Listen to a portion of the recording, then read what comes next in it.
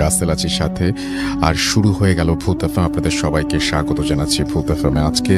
এবং যারা যেখানে আছেন, আশা করছি যে আজকে যে স্টোরিগুলো আছে আমাদের কাছে, সেগুলো শুনে আনন্দ পাবেন, ভালো লাগবে এবং এনজয় করবেন অনেক বেশি। চলে আসি। ঘটনাটি মূলত ঘটে আমার ভাবির সাথে আনুমানিক 2012-13 সালের দিকে। শুরুতেই বলে রাখি, তখন আমাদের বাসাটি ছিল 3 তলা, নিচতলা এবং 3 তলায় ভাড়াটিয়ারা থাকতো এবং আমরা থাকতাম 2য় তলায়।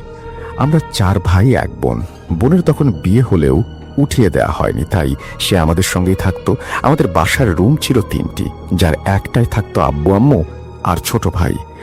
আর এক রুমে আমার বোন থাকতো এবং আমরা বাকি 3 ভাই একটা রুমে থাকতাম, 2জন খাটে 1জন ফ্লোরে। সবকিছু ঠিক চলছিল। বড় ভাইয়ের বিয়ে হয় এবং যেহেতু বাসায় রুম 3টা, ভাই আর ভাবির থাকার মতো জায়গা নেই, সেই কারণে আমাদের ছাদে একটা রুম করা ছিল এবং তার সাথে অ্যাটাচড বাথরুম ছিল। সেই রুমে তারা থাকতে শুরু করে। আল্লাহর রহমতে 7-8 মাস খুব ভালোভাবেই চলছিল, কিন্তু হঠাৎ সবকিছু কেমন যেন এলোমেলো হতে শুরু করলো। একদিন রাত আনুমানিক 2:30টার সময় আমার ফোনে বড় ভাইয়ের ফোন আসে। আমার রাত জেগে ফোন চাপার অভ্যেস ছিল, যেই কারণে আমাকে একটা ফোন দেওয়া হয়েছিল। ফোনের ওপাশ থেকে ভাইয়া বলে, অনিক, তুই কি ঘুমিয়ে পড়েছিস? আম্মু আর বেনজিরকে একটু ওপরে আসতে বলবি দ্রুত। আমার বোনের নাম বেনজির। আমি ভাবলাম হয়তো ভাই আর ভাবি ঝগড়া করেছে। এই ভেবে আম্মুকে ডাক দিয়ে বলি, তুমি আপুকে নিয়ে তাড়াতাড়ি ওপরে যাও, ভাইয়া আর ভাবি মনে হয় ঝগড়া করেছে। আম্মু তখন আপুকে নিয়ে ওপরে যায়। পেছন পেছনে আমিও উঠছিলাম, এই ভেবেছে ভাইয়ার রাগ যদি বেশি হয়, রাগের মাথায় ভাবির গায়ে হাত তুলতে যায়, তাহলে আম্মু বা আপু তো আর ভাইয়াকে ধরে রাখতে পারবে না। আমি উঠলাম ওদের পেছন পেছন। আম্মু আর আপু রুমে ঢোকা মাত্রই আম্মু আমাকে বলে, ভেতরে ঢুকিস না। আমি শুনে বাইরেই দাঁড়িয়ে থাকলাম। এমন সময় ভেতর থেকে শুনতে পাই ভাবির অস্বাভাবিক আচরণ। ওপাশ থেকে ভাবি চিৎকার করছে, এই কাছে আসবি না, তোরা কেউ কাছে আসবি না। ভাবির এমন আচরণ শুনে আমি মেজো ভাইয়াকে কল দিয়ে আসতে বলি। মেজো ভাইয়া আসার পর আম্মু আমাদের ঘরের ভেতরে ঢুকতে বলে। আমি আর মেজো ভাইয়া রুমে ঢুকে দেখি ভাবির চুল এলোমেলো এবং ভাবি খাটের এক কোনায় অদ্ভুতভাবে বসে আছে। চোখগুলো কেমন যেন বের হয়ে এসেছে, রাগে গড়গড় করছে। দেখে মেজো ভাইয়া বুঝতে পারে এটা জিন ঘটিত কোনো সমস্যা। বলে রাখা ভালো, আমার মেজো ভাইয়া ছোটবেলায় মাদ্রাসায় পড়তেন এবং 10 পারার হাফেজ ছিলেন। সে কারণে ভাইয়া আয়াতুল কুরসি সহ কোরআন শরীফের বিভিন্ন সূরা জানতেন। এমন সময় ভাবি ক্ষিপ্ত হয়ে মেজো ভাইয়ার দিকে তেড়ে আসে আর বলতে থাকে, হাই চুপ চুপ, আমার এসব ভালো লাগে না, এগুলো পড়বি না একদম। ভাবিকে আম্মু আর আপু কোনোভাবেই ধরে রাখতে পারছে না। ভাইয়া ভাবির কথায় কান না দিয়ে হাতে 1 গ্লাস পানি নিয়ে কিছু সূরা পড়ে পানিতে ফোঁ দেয় এবং হাতে পানি নিয়ে ভাবির মুখে ছুঁড়ে মারে। ভাবির গায়ে পানি লাগা মাত্রই ভাবি জ্ঞান হারিয়ে ফেলে। তৎক্ষণাৎ আমরা ভাবিকে ধরাধরি করে নিচে নিয়ে আসি। ঘটনা কেবল শুরু হয়েছে, সামনে অনেক বড় ক্ষতি অপেক্ষা করছে আমাদের সাথে। জানতে হলে শুনতে থাকুন পুরো ঘটনা। নিচে এসে ভাবিকে ওই পড়া পানি খাইয়ে দেয়া হয়, কিন্তু ভাবির জ্ঞান আর ফেরেনি। এভাবেই কেটে যায় রাত। আমাদের কারোরই ঘুম হয় না। রাতে ভাবিকে নামিয়ে আনার পরে আমরা বড় ভাইয়াকে জিজ্ঞেস করি কি হয়েছিল। ভাইয়া আমাদের বলে, খাওয়া দাওয়া শেষে যখন ওপরে যাচ্ছি তখন আমি হঠাৎ তোর ভাবির সাথে কথা বলতে চাই, কিন্তু তোর ভাবি কোনো কথা না বলেই চুপচাপ ওপরের দিকে উঠে যায়। আমি ওয়াশরুম থেকে এসে শুয়ে পড়ি, তখন তোর ভাবি খাটের ওপরেই বসে আছে এবং দেখেছি এক মোনা কি যেন ভাবছে। আমি ভাবছিলাম হয়তো বাসার কথা মনে পড়েছে, এই জন্য মন খারাপ। ভাবতে ভাবতে আমি কখন যে ঘুমিয়ে যাই খেয়াল নেই। ঘুমের মধ্যে হঠাৎ বুঝতে পারি যে আমার দম নিতে কষ্ট হচ্ছে। হঠাৎ চোখ খুলে যায় এবং যা দেখি তা দেখার জন্য আমি প্রস্তুত ছিলাম না। আমি দেখি তোর ভাবি আমার বুকের ওপর বসে আছে, তার 2 পা দিয়ে আমার 2 হাত পা চেপে ধরে আছে এবং আমার গলা চেপে আছে। আমি কিছু বুঝে ওঠার আগেই তোর ভাবি মোটা গলায় বলে, আজ তোকে মেরেই ফেলবো, তোকে আর কেউ বাঁচাতে পারবে না। আমি কি করব বুঝতে পারছিলাম না। ধস্তাধস্তির এক পর্যায়ে তোকে কল করি। তারপর আম্মু আসার পর তোর ভাবিকে জামা পরিয়ে দেয়। তারপর তোরা ঘরে ঢুকিস। কি করব না করব ভাবতে ভাবতে সকাল হয়ে যায়। সকাল 9টার দিকে হঠাৎ ভাবি এক ঝটকায় খাটের উপরে উঠে বসে। উঠেই মোটা গলায় গোয়াতে থাকে। এত পুরুষ মানুষ কেন ঘরে? আমরা ঘর থেকে বের হয়ে যাই। আম্মু এবং আপু পাশে বসে থাকে। বড় ভাইয়া কি করবে বুঝতে পারছে না। বাসা থেকে বের হয়ে গেল উপায় বের করার জন্য। এদিকে ভাবির অস্বাভাবিক আচরণ বাড়তেই থাকে, হঠাৎ হঠাৎ হাসি, আবার হঠাৎ করেই মায়া কান্না। ভাবি হঠাৎ অন্য ঘরে যেতে চাইলে তাকে অন্য ঘরে নিয়ে যাওয়া হয়, কিন্তু নিয়ে যাওয়ার সময় লক্ষ্য করি ভাবি এমনভাবে হাঁটছে যেন পানির ওপর দিয়ে হাঁটছে। তাছাড়া হাঁটাটা বেশ অস্বাভাবিক। শরীরের পুরো ভারটাই আঙুলের ওপর দিয়ে হেঁটে চলা। দুপুর গড়িয়ে বিকেল হয়ে যায়। বিকেলে বড় ভাইয়া রূপসা শ্মশানের পুরোহিতকে ডেকে নিয়ে আসেন। পুরোহিত বাসায় আসার পর ভাবির চিৎকার আরও বাড়তে থাকে। ওদিকে কান দেয় না পুরোহিত, মন্ত্র পড়া শুরু করে। এক পর্যায়ে ধূপ জ্বালিয়ে ভাবির নাকের কাছে নিয়ে যায় এবং জিজ্ঞেস করে যে তুই কে, কোথা থেকে এসেছিস এবং কেনই বা এর শরীরে অবস্থান করেছিস। তখন ভাবি মোটা গলায় বলতে শুরু করে, আমি স্বপন মণ্ডল, আমি চালানে যাচ্ছিলাম, চালানে যাওয়ার পথে ও আমাকে মাঝখানে আটকায়, আমার পথে পড়ে, তখনই আমার নজর পড়ে ওর ওপরে, আমি ওর শরীরে ঢুকে পড়েছি। এসব শোনার পর পুরোহিত বলে, তুই ওকে ছেড়ে দে, নইলে তোকে আমি বন্দি করতে বাধ্য হব। তখন ভাবি বলে, আমি ছেড়ে দিতে পারি, তবে আমার কিছু শর্ত আছে। আমাকে 2 কলসি দুধের সাথে 1 কেজি মাখন গুলিয়ে গোসল করাতে হবে। পুরোহিত বলল, তুই যাবার সময় পেয়ারা গাছের একটা ডাল ভেঙে দিয়ে যাবি, ঠিক আছে? ঠিক আছে, আমি যাই। এই বলে হঠাৎ ভাবি অচেতন হয়ে পড়েন। পুরোহিত মন্ত্র পড়ে ফুঁ দিয়ে বলেন, আজকে আর সমস্যা হবে না, আমি কাল 12টার দিকে আসবো, আপনারা সবকিছু গুছিয়ে রাখবেন। যেই বলা সেই কাজ। কথা মতো পরদিন দুপুরে পুরোহিত বাসায় পা রাখতেই ভাবি শোয়া থেকে উঠে বসে আর বলতে থাকে, ওই তো এসে গেছে। বাসার একটা চৌকিতে ভাবিকে বসিয়ে গোসল করানো হয়। গোসল শেষে ভাবি সবাইকে বলল তার কাছ থেকে সরে যেতে। এমন সময় ভাবি মুখ দিয়ে একটি কলস আটকে হাঁটতে হাঁটতে ধাপাস করে পড়ে গেল। আমরা ভাবিকে রুমে নিয়ে যাই। পুরোহিত একটা মোটা লাল সুতার মন্ত্র পড়ে ভাবির হাতে লাগিয়ে দেয় এবং বলে, আর কোনো সমস্যা নেই, হাতের সুতোটা যেন খোলা না হয়। এই বলে পুরোহিত চলে যায়। ঘটনা এখানে শেষ হলে পারত, কিন্তু বড় একটা কিছু তখনও অপেক্ষা করছিল। এই ঘটনার 1 থেকে 2 বছর ভালোই কেটেছে। এর ভেতর আমার বোন আমেরিকা চলে যান দুলা ভাইয়ের কাছে। এরপর ভাবিরা ছাদের রুম থেকে বোনের রুমে থাকতে শুরু করেন। হঠাৎ একদিন আমার ভাবি অস্বাভাবিক আচরণ শুরু করেন। ভাইয়া শ্মশানের পুরোহিতকে ডাকতে যান, কিন্তু পুরোহিত একটা ব্যক্তিগত কাজে ইন্ডিয়া চলে গিয়েছিলেন। ভাইয়া কি করবেন বুঝতে পারছিলেন না। এমন সময় একজন ভালো কবিরাজের খবর পান। এদিকে ভাবি সেই আগের মতো আচরণ শুরু করেন। পুরুষ মানুষ সহ্য করতে পারছেন না, আবারও সেই আঙুলে ভর করে হাঁটছেন, চিৎকার করছেন, কান্নাকাটি করছেন। ভাইয়া সেই কবিরাজকে বাসায় আনতেই ভাবি বলে ওঠে, হাফিজ তুই আসছিস, আমি বুঝেছিলাম ওরা তোকেই ডেকে নিয়ে আসবে, বস বস বস। এই শুনে কবিরাজ বিড়বিড় করে কি যেন পড়ে। ভাবির চারপাশে গোল করে চক দিয়ে একটা চক্র আঁকে। আঁকাআঁকি শেষ করার পর কবিরাজ ভাবির সামনে এসে বসে, হাতে 1 গ্লাস পানি নেয় এবং পানিতে কিছু একটা পড়ে ভাবির মুখে সেই পানি ছিটিয়ে দেয়। ভাবি আর সহ্য করতে পারে না, চিৎকার করতে থাকে। কবিরাজ বলে ওঠে, তুই কে, কেন এর উপরে ভর করেছিস? তখন ভাবি আবারও বলে, আমার নাম স্বপন মণ্ডল, আমি আগেও এসেছিলাম। কবিরাজ বলে, তুই যা চেয়েছিলি তোকে দেয়া হয়েছিল, তুই তারপরেও কেন ছেড়ে যাসনি? তখন ভাবি বলে, আমার খুব পছন্দ হয়েছে তাই যাইনি, যাবও না। এটা শোনার পর কবিরাজ বলেন, তুই যাবি এবং আমার সাথেই যাবি। এই বলে কবিরাজ বিড়বিড় করে কি যেন পড়তে থাকে এবং ঝাড়ফুঁক করতে থাকে। ভাবি হঠাৎ অজ্ঞান হয়ে যায়। ভাবিকে খাটে শুইয়ে দেওয়ার পর কবিরাজ একটা কাগজে কিছু লিখে দেন এবং বলেন এগুলো কাল সকালের মধ্যেই জোগাড় করে রাখতে হবে। রাতে হঠাৎ আবার ভাবি অস্বাভাবিক আচরণ করতে শুরু করে, দেয়ালে মাথা ঠুকতে থাকে। আমরা কি করব বুঝে উঠতে পারছিলাম না। তখন মেজো ভাইয়া ভাবিকে শক্ত করে ধরে রাখতে বলেন। আমরা শক্ত করে ধরে রাখি আর মেজো ভাইয়া ভাবিকে জমজমের পানি খাইয়ে দেন। খাওয়ার সাথে সাথেই ভাবি অজ্ঞান হয়ে যায়। সেই রাতে আর কোনো সমস্যা হয়নি। সকালে কবিরাজ আসেন। তার কথা মতো ধূপ, শুকনো ঝাল, নারকেলের ছোবলা সহ আরও বেশ কিছু জিনিসপত্র জোগাড় করে রাখা হয়। কচা গাছ বলতে সাধারণত গ্রামের বাড়িতে সীমানা দেওয়ার জন্য যে গাছ ব্যবহার করা হয় সেটিও। প্রথমে ভাবিকে বসানো হয়। কবিরাজ মন্ত্র পড়া শুরু করতেই ভাবি শুয়ে পড়েন। এদিকে মন্ত্র পড়ছেন, ওইদিকে ভাবি টান টান হয়ে শুয়ে আছেন। তার সবকিছুই অস্বাভাবিক। এরপর কবিরাজ ভাবিকে পানি ছিটা দেন এবং পানি ছিটে দিতেই ভাবি আসন পেতে বসেন।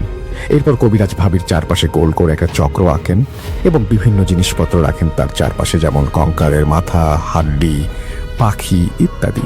এরপর নারকেলের ছোবলা জ্বালিয়ে তার ভেতর সর্ষে দানা দেন এবং হাত পাখার মাধ্যমে ধোঁয়ার সৃষ্টি করেন। ভাবি চিৎকার করতে থাকেন এবং এভাবে কিছু সময় পার হবার পর হঠাৎ কবিরাজ উঠে দাঁড়ান এবং হাতে কাঁচা ডাল নিয়ে চক্রের চারপাশে ঘুরে ঘুরে তালে তালে হেলে দুলে কি সব পড়তে থাকেন আর সেই চক্রের মেঝেতে বাড়ি দিতে থাকেন। বাড়ি দেওয়ার সাথে সাথেই ভাবি পিঠে হাত দিয়ে চিৎকার করে ওঠেন যেন তিনি ব্যথা পাচ্ছেন। কবিরাজ এভাবে বাড়ি দিতে দিতে 10টা ডাল ভেঙে ফেলেন। তারপর ভাবির সামনে এসে বসেন এবং মন্ত্র পড়ে ফুঁ দেওয়ার সাথে সাথে ভাবি অজ্ঞান হয়ে যান। কবিরাজ ভাবির গলায় একটা বড় তাবিজ দেন এবং বলেন এটা কখনোই খোলা যাবে না। তাবিজ কোনো কারণে খুলে গেলে ওই বেলার মধ্যেই তাবিজ এনে পড়তে হবে আর রোগীকে এখনই ডাক্তারের কাছে নিয়ে যেতে হবে। এই বলে কবিরাজ চলে যান। ভাবি অনেক সুস্থ হয়ে পড়াতে তাকে তখনই ডাক্তারের কাছে নিয়ে যাওয়া হয়। ডাক্তার সবকিছু চেক আপ করে বলেন ভাবির পেটের বাচ্চাটি মারা গিয়েছে। ভাবি 4 মাসের অন্তঃসত্ত্বা ছিলেন। এই খবর শুনে আমাদের সবার মন খারাপ হয়ে যায়। এরপর ভাবির সাথে আর কখনোই কোনো সমস্যা হয়নি। এই ছিল আমার ঘটনা ভালো লাগলে পড়ে শোনানোর অনুরোধ। লিখেছেন আবু হামজা অনিক, খুলনা থেকে। থ্যাংক ইউ সো মাচ আপনার ঘটনার জন্য। যারা ঘটনা শুনলেন তাদেরকেও ধন্যবাদ। আশা করছি ঘটনাটি প্রথম থেকে শেষ পর্যন্ত শুনেছেন এবং ভালো লেগেছে আপনাদের। আফনান ভাইয়ের কাছে আমাদের সময় কম, গেস্ট অনেক বেশি, খুব ছোট্ট করে আপনার যে দ্বিতীয় ঘটনাটা খুবই ছোট করে শুনবো। থ্যাংক ইউ রাসেল ভাই। আজকে এখন যে ঘটনাটি বলবো এটা আমাদের ফ্রাসবাড়ি পুলিশ টিম যেটা রয়েছে, তো পুলিশ টিমের যে সজীব আছে, সজীব ঘটনাটি পাঠিয়েছে, কারণ ঘটনাটি ওরই বাড়ির পাশের একটি ঘটনা। তো রাসেল ভাই এই একটা নাপিত ওখানে মানে যারা চুল কাটার পেশায় নিয়োজিত আছে না হচ্ছে বিপুলের সাথে খুঁজে যায় একটা অদ্ভুত শেয়ার করবো। তো এই ঘটনাটি 1986 সালের দিকের ঘটনা। তখন বিপুল মোটামুটি মানে চুল কাটার কাজগুলো শিখছিল। তো রাজবাড়িতে যেই কাজীপাথা যে গ্রামটা রয়েছে এটা আমাদের রাজবাড়ির যে সদর যে থানা এবং পুলিশ লাইনের অত্যন্ত নিকটে। তো ওই পুলিশ লাইন বাজারের কাছে এসে একটা দোকানে সে কাজ শিখতো এবং রাতের বেলা সে বাড়িতে ফিরে যেত। তো রাসেল ভাই ও যখন বাড়িতে ফিরে যেত, ওর যাওয়ার পথে কিন্তু একটা জায়গা আছে, ওর বাড়িটা মোটামুটি পুলিশ লাইন থেকে 4 কিলোমিটার ভিতরে। তো যাওয়ার সময় একটা জায়গা আছে, এখন ঝোপ আছে। তো স্থানীয়ভাবে এখন পর্যন্ত ওই জায়গাটা কানাইয়ের ঝোপ বলে, কানাইয়ের ঝোপ বলে, এবং খুবই হন্টেড একটা জায়গা স্টিল নাও। সেখানে অনেক আগে থেকে সেখানে ভয়ঙ্কর কিছু ঘটনা ঘটে, যেমন কথিত আছে ওই কানাইয়ের ঝোপে ওখানে একটা বটগাছ আছে, সেখানে অনেকগুলো মানে জিন সাপের রূপে বসবাস করে। অনেকেই রাতের বেলা যাওয়ার সময় সেখানে বৃদ্ধ মহিলার আকৃতিতে সাদা কাপড় পরা মানে মানুষ সেখানে দেখে, সাপ খেলা করা দেখে, এরকম বহু ঘটনা ওখানে। এমনও আসছে যে মানে সাপকে পিটিয়ে ভুল করে সাপ মনে করে, অরিজিনাল সাপ মনে করে পিটিয়ে মেরে ফেলেছিল, তার পরিবারের সব কয়জন সদস্যই সাপের কামড়ে মারা গেছে, এমন বহু ঘটনা ওখানে রয়েছে আর কি। তো ও একদিন কুরবানি ঈদের আগ দিয়ে, ঠিক তখন, কারণ ঈদের আগ দিয়ে মানুষ এমনি সেলুনে যায়, চুল কাটার জন্য বেশি করে যায়, তো যার কারণে সাধারণত অনেক রাত পর্যন্ত ভিড় থাকে। তো এরকম বেশ কুরবানি কয়েকদিন আগ দিয়ে রাত 12টা পর্যন্ত ওকে কাজ করতে হতো, তারপরে বাড়িতে যেত। তো একদিন রাত 12টার পরেও যখন বাসার দিকে যাচ্ছিল ওর সাইকেলটা নিয়ে, তখন কানাইয়ের ঝোপের কাছে ঠিক যখন আসে, তখন সে দেখে যে 2টো লাশ ও রাস্তার ঠিক মাঝ বরাবর শায়িত। তখন ও তো বুঝে ফেলে যে এরকম এখানে তো এরকম ঘটনা ঘটে, এইটাও ওই মানে ভয়ঙ্কর কিছু ঘটতে যাচ্ছে আমার সাথেও। সে চিন্তা করে যে চাক এদিক দিয়ে যাবো না, যেহেতু একটা ভয়ঙ্কর জিনিস সামনে রয়েছে, আমি সাইকেলটা ঘুরিয়ে পিছন দিক দিয়ে চলে যাই, রাস্তার ব্যাক করি। সাইকেলটা যখনই রাস্তার ব্যাক করে তখন দেখে ওর পিছন দিকেও 2টো লাশ শায়িত। তখন আসলে ও প্রচন্ড ভয় পায় এবং সে সেন্সলেস হয়ে পড়ে যায়। সকালবেলা রাসেল ভাই ওর পরিবারের লোকজন সেখানে গিয়ে বিপুলকে উদ্ধার করে। কিন্তু রাসেল ভাই ওর কাছে কিন্তু কোনো ওই সাইকেলটা ছিল না ওখানে। ওকে উদ্ধার করে বাড়িতে নিয়ে আসার পর মানে ও যখন জ্ঞান ফেরে তখন কি হয়েছে বলে যে এরকম ঘটনা ঘটেছে, কিন্তু রাসেল ভাই ওই ঘটনাটা বলার পরপরই ও না কাউকে চিনতে পারে না, ওর পরিবারের সদস্য কাউকে চিনতে পারে না এবং খুব দরকার ছাড়া কারোর সাথে কথাও বলে না। সবাই মনে করে হয়তো এই ভয়ের ঘটনাটা ঘটেছিল, যার কারণে ও সেন্সলেস হয়ে গেছে, যার কারণে দেখা গেল কাউকে মানে চিনতে পারছে না, এরকম সবাই মনে করে। এরকম রাসেল ভাই 1 মাস 2 মাস 3 মাস চলে যায়। একদিন রাতের বেলা হঠাৎ মানে এই বিপুল সাইকেল নিয়ে হুমড়ি খেয়ে এসে নিজের বাড়ির দরজার কাছে এসে পড়ে আর চিৎকার করতে থাকে।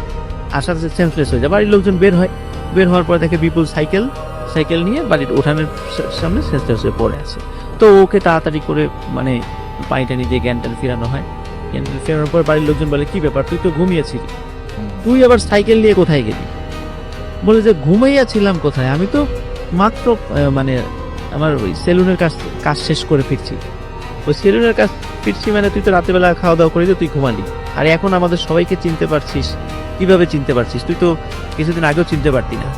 বলে যে আমি তোমাদেরকে চিনবো, কিছুদিন আগে কেন এসব বলতেছো? আমি তো মাত্র ওই কানাইয়ের ঝোপের কাছ থেকে ভয় পেয়ে দ্রুত সাইকেল নিয়ে মানে বাসার কাছে এসে পড়ে গেলাম, সেন্সলেস হয়ে গেলাম। বলে তুই মাত্র আসলি মানে? তুই তো গত 3 মাস ধরে বাসা থেকে বের হইস না। তখন ও অবাক হয়ে যায় শুনে যে 3 মাস ধরে আমি বাসা থেকে বের হই না, আমি তো মাত্র দোকান থেকে ফিরলাম। তখন রাসেল ভাই ও জানতে পারে যে 3 মাস ধরে নাকি ও বাসায় এরকম সেন্সলেস হয়ে আছে, কিন্তু ওর বর্ণনা অনুযায়ী ও মাত্র ওই চুল কাটার দোকান থেকে কাজ শেষ করে ফিরেছে। তখন রাসেল ভাই ওর বাসা থেকে বলে যে হ্যাঁ, তোর যুক্তি যদি মেনেও নেই যে তুই 3 মাস ধরে তুই আজকে ফিরেছিস, তুই তো সেই কোরবানির ঈদের কথা বলছিস, কোরবানির ঈদ তারা 3 মাস আগে চলে গেছে। সবার কাছে জিজ্ঞেস করে আসলেই রাসেল ভাই 3 মাস আগে কোরবানির ঈদ চলে গেছে, কিন্তু ও আবার যে সেলুনের দোকানে কাজ করে সেখানে গিয়েও শোনে যে 3 মাস ধরে সে কাজে আসে না। এখন রাসেল ভাই এই যে 3টা মাস ও কোথায় ছিল, এবং ওর বাসার যেই লোকটা ছিল ওর বেশে, ওরা চিন্তা করে যে তাহলে 3 মাস আমাদের বাড়িতে এটা অবশ্য একটা মানসিক সমস্যাও হতে পারে, হয়তো 3 মাস পরে হয়তো তার সেন্সটা ফিরে রাসেল এসেছে। ভাই যে ব্যক্তি উনি ছিল ওখানে তাকে কিন্তু খুঁজে পাওয়া যায়নি, কারণ ও কিন্তু মানসিক ভাবে একটু সমস্যা ছিল, তো ওকে রাত্রেবেলা খাওয়া দাওয়া করে দরজাটা আটকিয়ে রেখে দিত যাতে করে বাইরে বের হতে না পারে। আরো সাইকেলটা রাসেল ভাই যখন পাওয়া যায় 3 মাস কিন্তু সাইকেলের কোনো হদিসও ছিল না, হঠাৎ ও সাইকেল নিয়ে কোথা থেকে চলে আসলো। এটা কিন্তু আজও রাসেল ভাই এই সমস্যার কোন এই মানে রহস্যের কুল কিনারা আজ পর্যন্ত উদ্ঘাটিত হয়নি। বিপুল এখন রাজবাড়ির কাজীপাথা যে মোড়টা আছে ওখানে এখনো সে সেলুন, তার নিজস্ব সেলুন আছে, ওই এখনো জীবিত আছে। 1986 সালের ঘটনা যদিও সেই সময়ে, কিন্তু স্টিল নাও বিপুল জীবিত, কিন্তু আজ পর্যন্ত এই রহস্যের কোনো কুল কিনারা উঠে। Thank you so much. আমরা এই মুহূর্তে আমার সঙ্গে আছেন আপনাদের অত্যন্ত পছন্দের একজন মানুষ, যিনি হচ্ছেন আফনান ভাই। তাকে আমি বলেছিলাম এবং তিনি একটা ঘটনা পাঠিয়েও দিয়েছেন। তার সেই ঘটনাটি আমি এখন আপনাদের জন্য প্লে করছি, আশা করছি আপনাদের সবার ভালো লাগবে। ঘটনাটা ঘটেছিল 2015 সালে।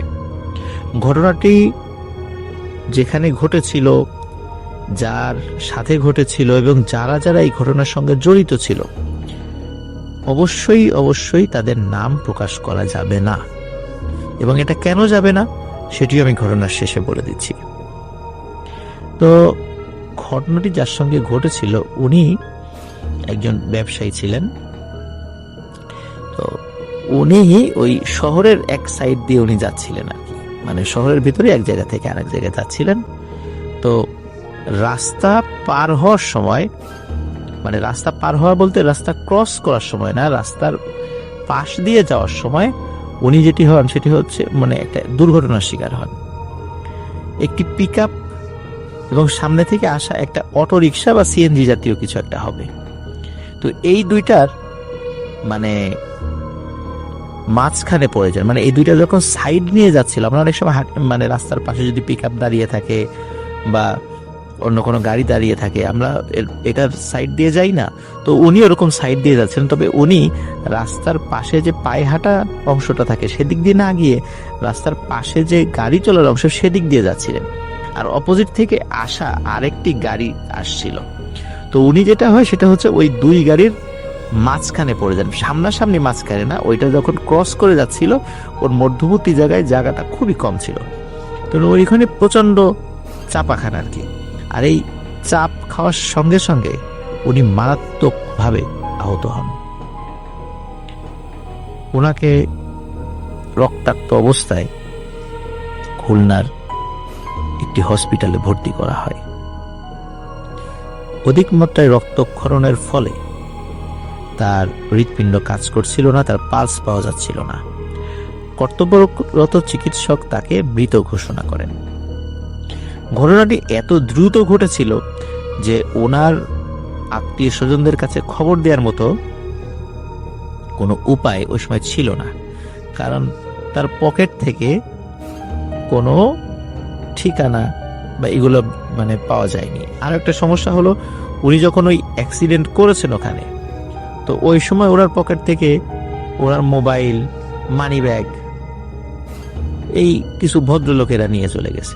ভদ্রলোকের এই কারণে বললাম, বিদ্রুপ করে, যে একটা মানুষ যখন অ্যাক্সিডেন্ট করে পড়ে থাকে, আমরা তাকে উপকার করব, জীবন বাঁচাবো, তো তার জীবন হয়তো বা বেশ কিছু ভালো লোক বাঁচিয়েছিল, তো আমাদের মধ্যে থাকা কিছু কুলাঙ্গার টাইপের লোক এই জীবন বাঁচানোর এই সুযোগে যখন দেখছে তাকে কেউ নিয়ে যাচ্ছে, তখন কিছু লোক তার পকেট থেকে মোবাইল এবং মানিব্যাগ নিয়ে যায়।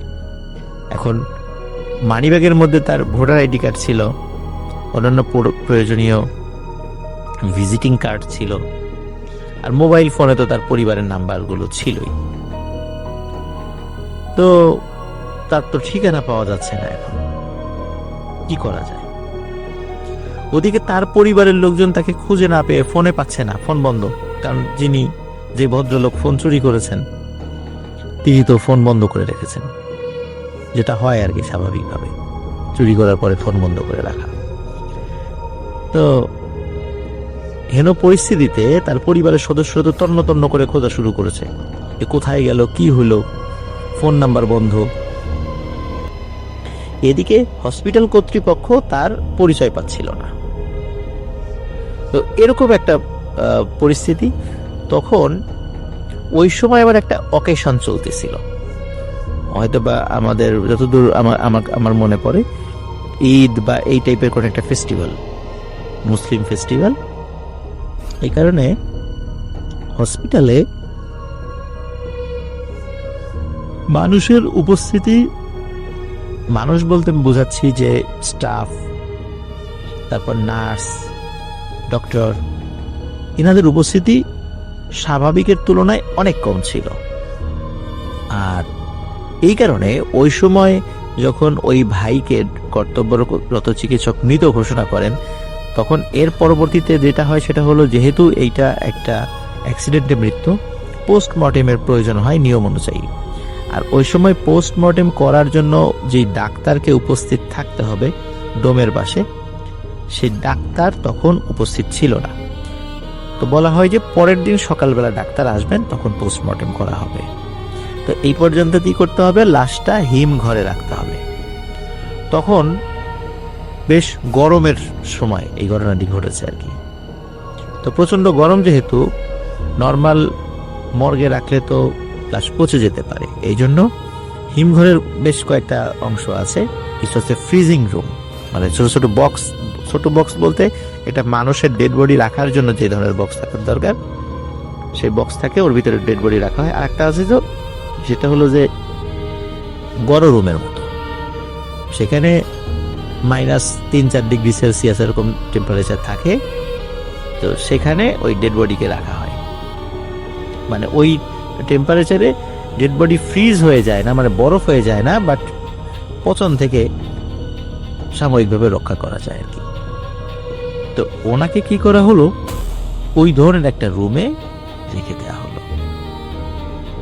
একটা স্ট্রেচারের উপরে তার ডেড বডি রেখে দেওয়া হয় এবং তাকে সাদা কাপড় দিয়ে ঢেকে দেওয়া হয়।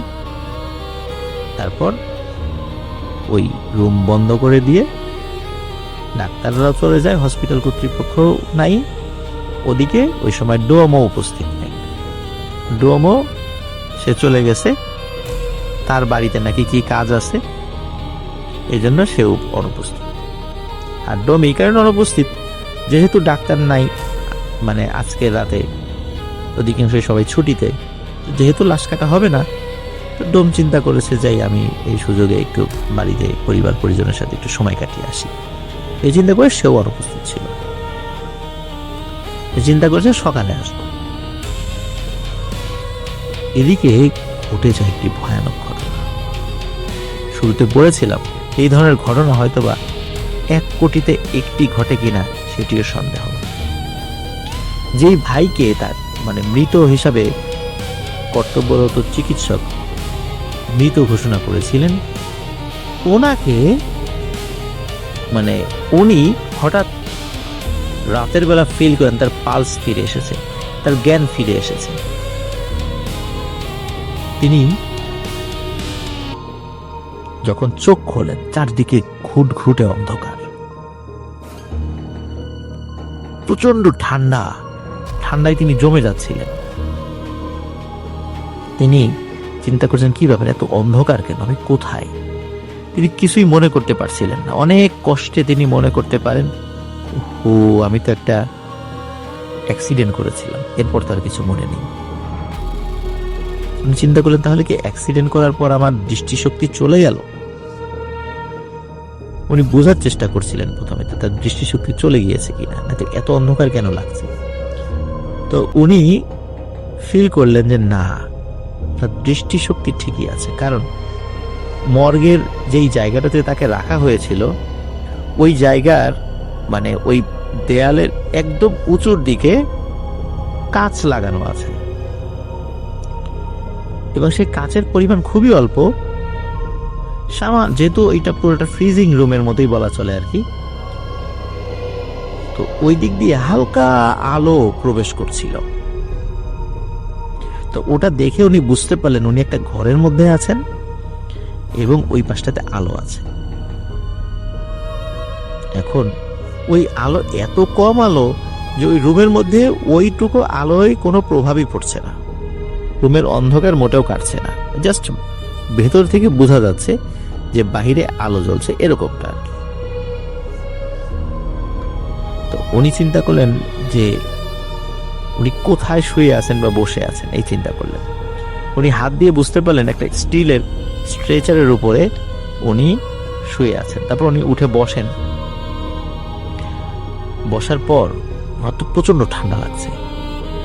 তখন উনি যেটি করেন সেটি হচ্ছে যে উনি ঠান্ডা থেকে বাঁচার জন্য পাগল হয়ে যান, কারণ ওনার শরীরে কোনো কাপড় ছিল না। কারণ হচ্ছে যে উনি তো দুর্ঘটনায় পতিত হয়ে ওনার শরীরের বিভিন্ন জায়গায় ছুলে গিয়েছিল। ডাক্তাররা কাঁচি দিয়ে ওনার শরীরের কাপড়গুলো কেটে ফেলেছিলেন তার উন্নত চিকিৎসার জন্য। আর যেহেতু উনি মারা গিয়েছিলেন, এই কারণে তার শরীরের উপর একটি সাদা কাপড় দিয়ে ঢেকে দেওয়া হয়েছিল। তো ওনার গায়ের উপরে যে চাদরটি ছিল, এত কম তাপমাত্রার কারণে তার প্রচন্ড শীত লাগছিল। তো উনি পাগল হয়ে গেছেন যে শীত থেকে বাঁচার জন্য। তখন উনি চিন্তা করছেন আশেপাশে কি কেউ আছে, আমি কোথায় দেখি আশেপাশে কোনো কাপড় আছে কিনা। উনি কিন্তু তখনও জানেন না যে আসলে কোথায় আছেন, কিসের মধ্যে আছেন, কি ভয়ঙ্কর একটি জায়গায় আছেন। তো উনি মানে খড়ের গোদায় সূচ খোঁজার মতো, মানে নিজের অজান্তেই, আমরা অনেক সময় এমন হয় না যে যখন মানে কোন একটা বিষয় এতটা উদ্বিগ্ন হয়ে যায় যে আশেপাশে কে আছে কি আছে, আমরা এই ধরনের চিন্তা না করে আমার প্রয়োজনীয় জিনিসটা মানে পাগলের মতো খুঁজতে থাকি। তো ওনার অবস্থাও ঠিক অমনটাই হয়েছে।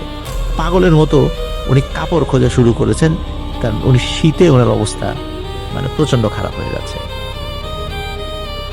তো অদ্ভুত ব্যাপার, উনি খেয়াল করেন যে কাপড় উনি খুব দ্রুতই পেয়ে গেলেন। উনি যখনই ডানে বায়ে হাত বাড়িয়েছেন, কাপড়ের অভাব নেই, কারণ উনি যেখানে হাত দিচ্ছিলেন কাপড় পাচ্ছিলেন। তো যেহেতু উনি কাপড় পাচ্ছিলেন, দ্রুত সেগুলো নিয়ে ওনার শরীরে জড়িয়ে শরীরটা একটু গরম করে। এর কিছুক্ষণ পর উনি ফিল করেন, আচ্ছা এত যে কাপড় আমি পেলাম হাত বানানোর পরেই, কাপড়গুলো যেখান থেকে তুললাম একটু নরম নরম ঠেকলো, মনে হলো নরম কোনো কিছুর উপর দিয়ে কাপড় নিলাম। উনি চিন্তা করছেন হয়তো বা কোনো আসবাবপত্র বা সোফা সেট, কিন্তু উনি আবার হাতে দেখলেন যে না, এটা কোনো আসবাবপত্র বা সোফা সেট এগুলো না, এগুলো ওরকম একটা স্ট্রেচার যেটার উপরে সে শায়িত ছিল, আর স্ট্রেচারের উপর মানুষের অবয়বের কিছু শুয়ে আছে। তো সে তখন একজনকে ডাকে, এ ভাই, ও ভাই, ওঠেন ওঠেন, কেউ সে আর ওঠে না। এর মধ্যে একজন বলে ওঠে, কি ভাই, কি হয়েছে? তখন বলে যে খুব ঠান্ডা লাগতেছে। ঠান্ডা লাগতেছে? ঠান্ডা তো আমাদেরও লাগতেছে।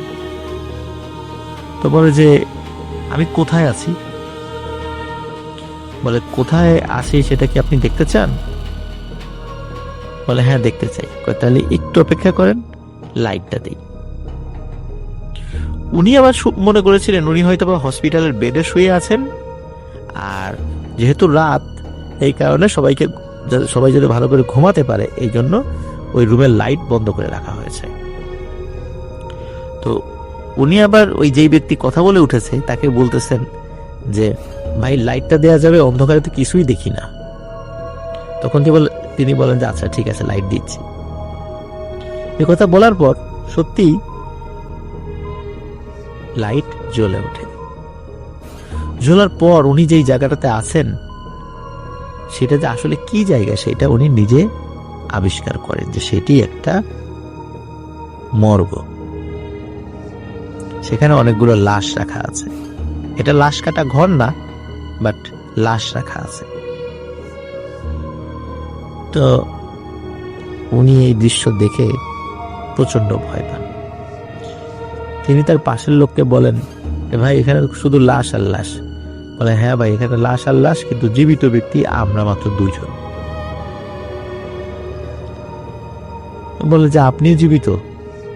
বলে হ্যাঁ আমিও জীবিত, আমিও অ্যাক্সিডেন্ট করেছিলাম, কিন্তু জ্ঞান ফিরে এসেছে। তখন ওই লোকটি বলে, আসেন আমরা দেখি এখানে কারা কারা কাপড় পরে, মানে কাপড় দিয়ে ঢাকা। কয়েকটা কাপড় তো সরিয়ে ফেলেছে লাইট জ্বালানোর পরে দেখা গেল। তো এর মধ্যে ওই ব্যক্তি একটা করে লাশ মানে দেখাচ্ছে, কাপড় উঁচা করছে এবং বলছে যে এই লোকটার নাম এই কারণে সে মারা গেছে। এই কথা বলে আবার ওই লাশটা ঢেকে দিচ্ছে কাপড় দিয়ে, আবার আর একটা লাশ দেখাচ্ছে। তখন বলতেছে যে ভাই আপনি যদি মানে অ্যাক্সিডেন্ট করে এখানে আসেন বা ডাক্তার আপনাকে মৃত ঘোষণা করেছিল এই কারণে আপনাকে এখানে রেখে গেছে, আপনি জানেন কিভাবে যে এই লাশগুলোর নাম এই কারণে সে মারা গেছে? তো সে কোনো উত্তর দেয় না, সে তার মতো সে দেখিয়ে যাচ্ছে লাশগুলো। তো একটা জায়গায় এসে সে দেখে যে মানে দেখায় যে পাশাপাশি 2টো লাশ রাখা। তো ভালো কথা, 2টো লাশ রাখা। এখন এই লাশগুলো সে দেখায়। প্রথম কাপড়টি সে উঁচু করে, উঁচু করার পর দেখা যায় যে এতক্ষণ ধরে যিনি লাশ দেখাচ্ছিলেন স্ট্রেচারের উপরে তারই মৃতদেহ। এই দৃশ্য দেখার পর ওই ভাই তো প্রচন্ড ভয় পায়। উনি বুঝতে পারেন যে এতক্ষণ ধরে যে লাশ মানে দেখাচ্ছিল যে ব্যক্তিটি, ইনি আসলে জীবিত নন, ইনি মৃত। আর এরপরে পাশের স্ট্রেচারে যে আর একটা লাশ মানে সাদা কাপড় দিয়ে ঢাকা আছে সেটি উঁচু করেন এবং দেখেন এই লাশটি তার নিজেরই। তার নিজের বলতে ওই ভাই, যে ভাই দুর্ঘটনায় পতিত হয়ে মর্গে শুয়ে আছেন এখন। এই দৃশ্য দেখার পর মানে নিজের লাশ নিজে দেখছেন, আর যেই ব্যক্তি তাকে বিভিন্ন লাশ দেখাচ্ছে তার লাশটাও তিনি দেখছেন, অথচ তিনি দিব্যি তার সামনে দাঁড়িয়ে আছেন। এই দৃশ্য দেখার পর কি প্রিয় লিসেনার্স কেউ সেন্স ধরে রাখতে পারে? উনি ওখানেই সেন্সলেস হয়ে পড়ে যান।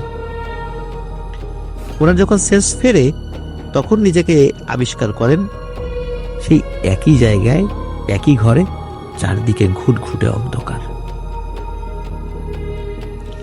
প্রচন্ড ঠান্ডায় ওনার শরীর মনে হচ্ছে বরফের মতো শক্ত হয়ে গিয়েছে। ওনার গলা দিয়ে একটা সাউন্ডও বের হচ্ছিল না।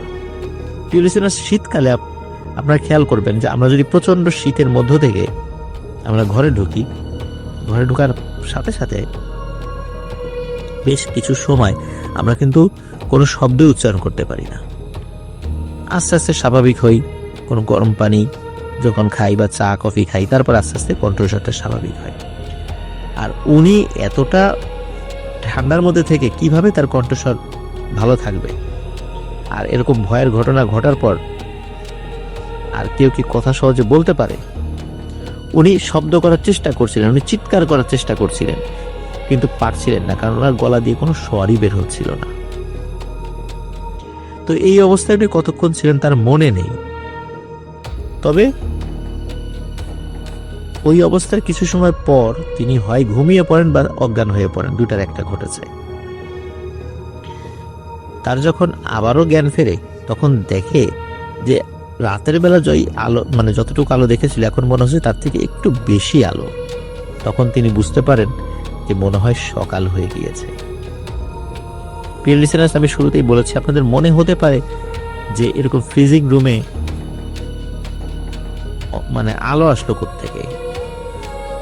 ওই দেয়ালের একদম উপরের দিকে সামান্য একটু অংশে কাচের একটা বর্ডার রয়েছে, কাচ, কিন্তু সেদিক দিয়ে কোনো বাতাস ঢোকে না, জাস্ট এমনিতে আর কি, মানে ছাদ এবং দেয়ালের ঠিক সংযোগস্থলে একটু কাচ রয়েছে। ওদিকে কি হয়েছে, সকালবেলা ডোম চলে আসে। ডোম চলে আসার পর সে তো মর্গের দরজা খোলে, আর যখনই ওই দরজা খোলার জন্য দরজার ওই বাহির থেকে একটু খটখট আওয়াজ হচ্ছিল, তখনই কিন্তু ওই ভাই টের পেয়েছিলেন যে কেউ দরজা খুলছে। আর উনি একে তো এই লাশের সাথে সারা রাত কাটিয়েছেন, তারপর ওনার সাথে এরকম ভয়ঙ্কর ঘটনা ঘটেছে।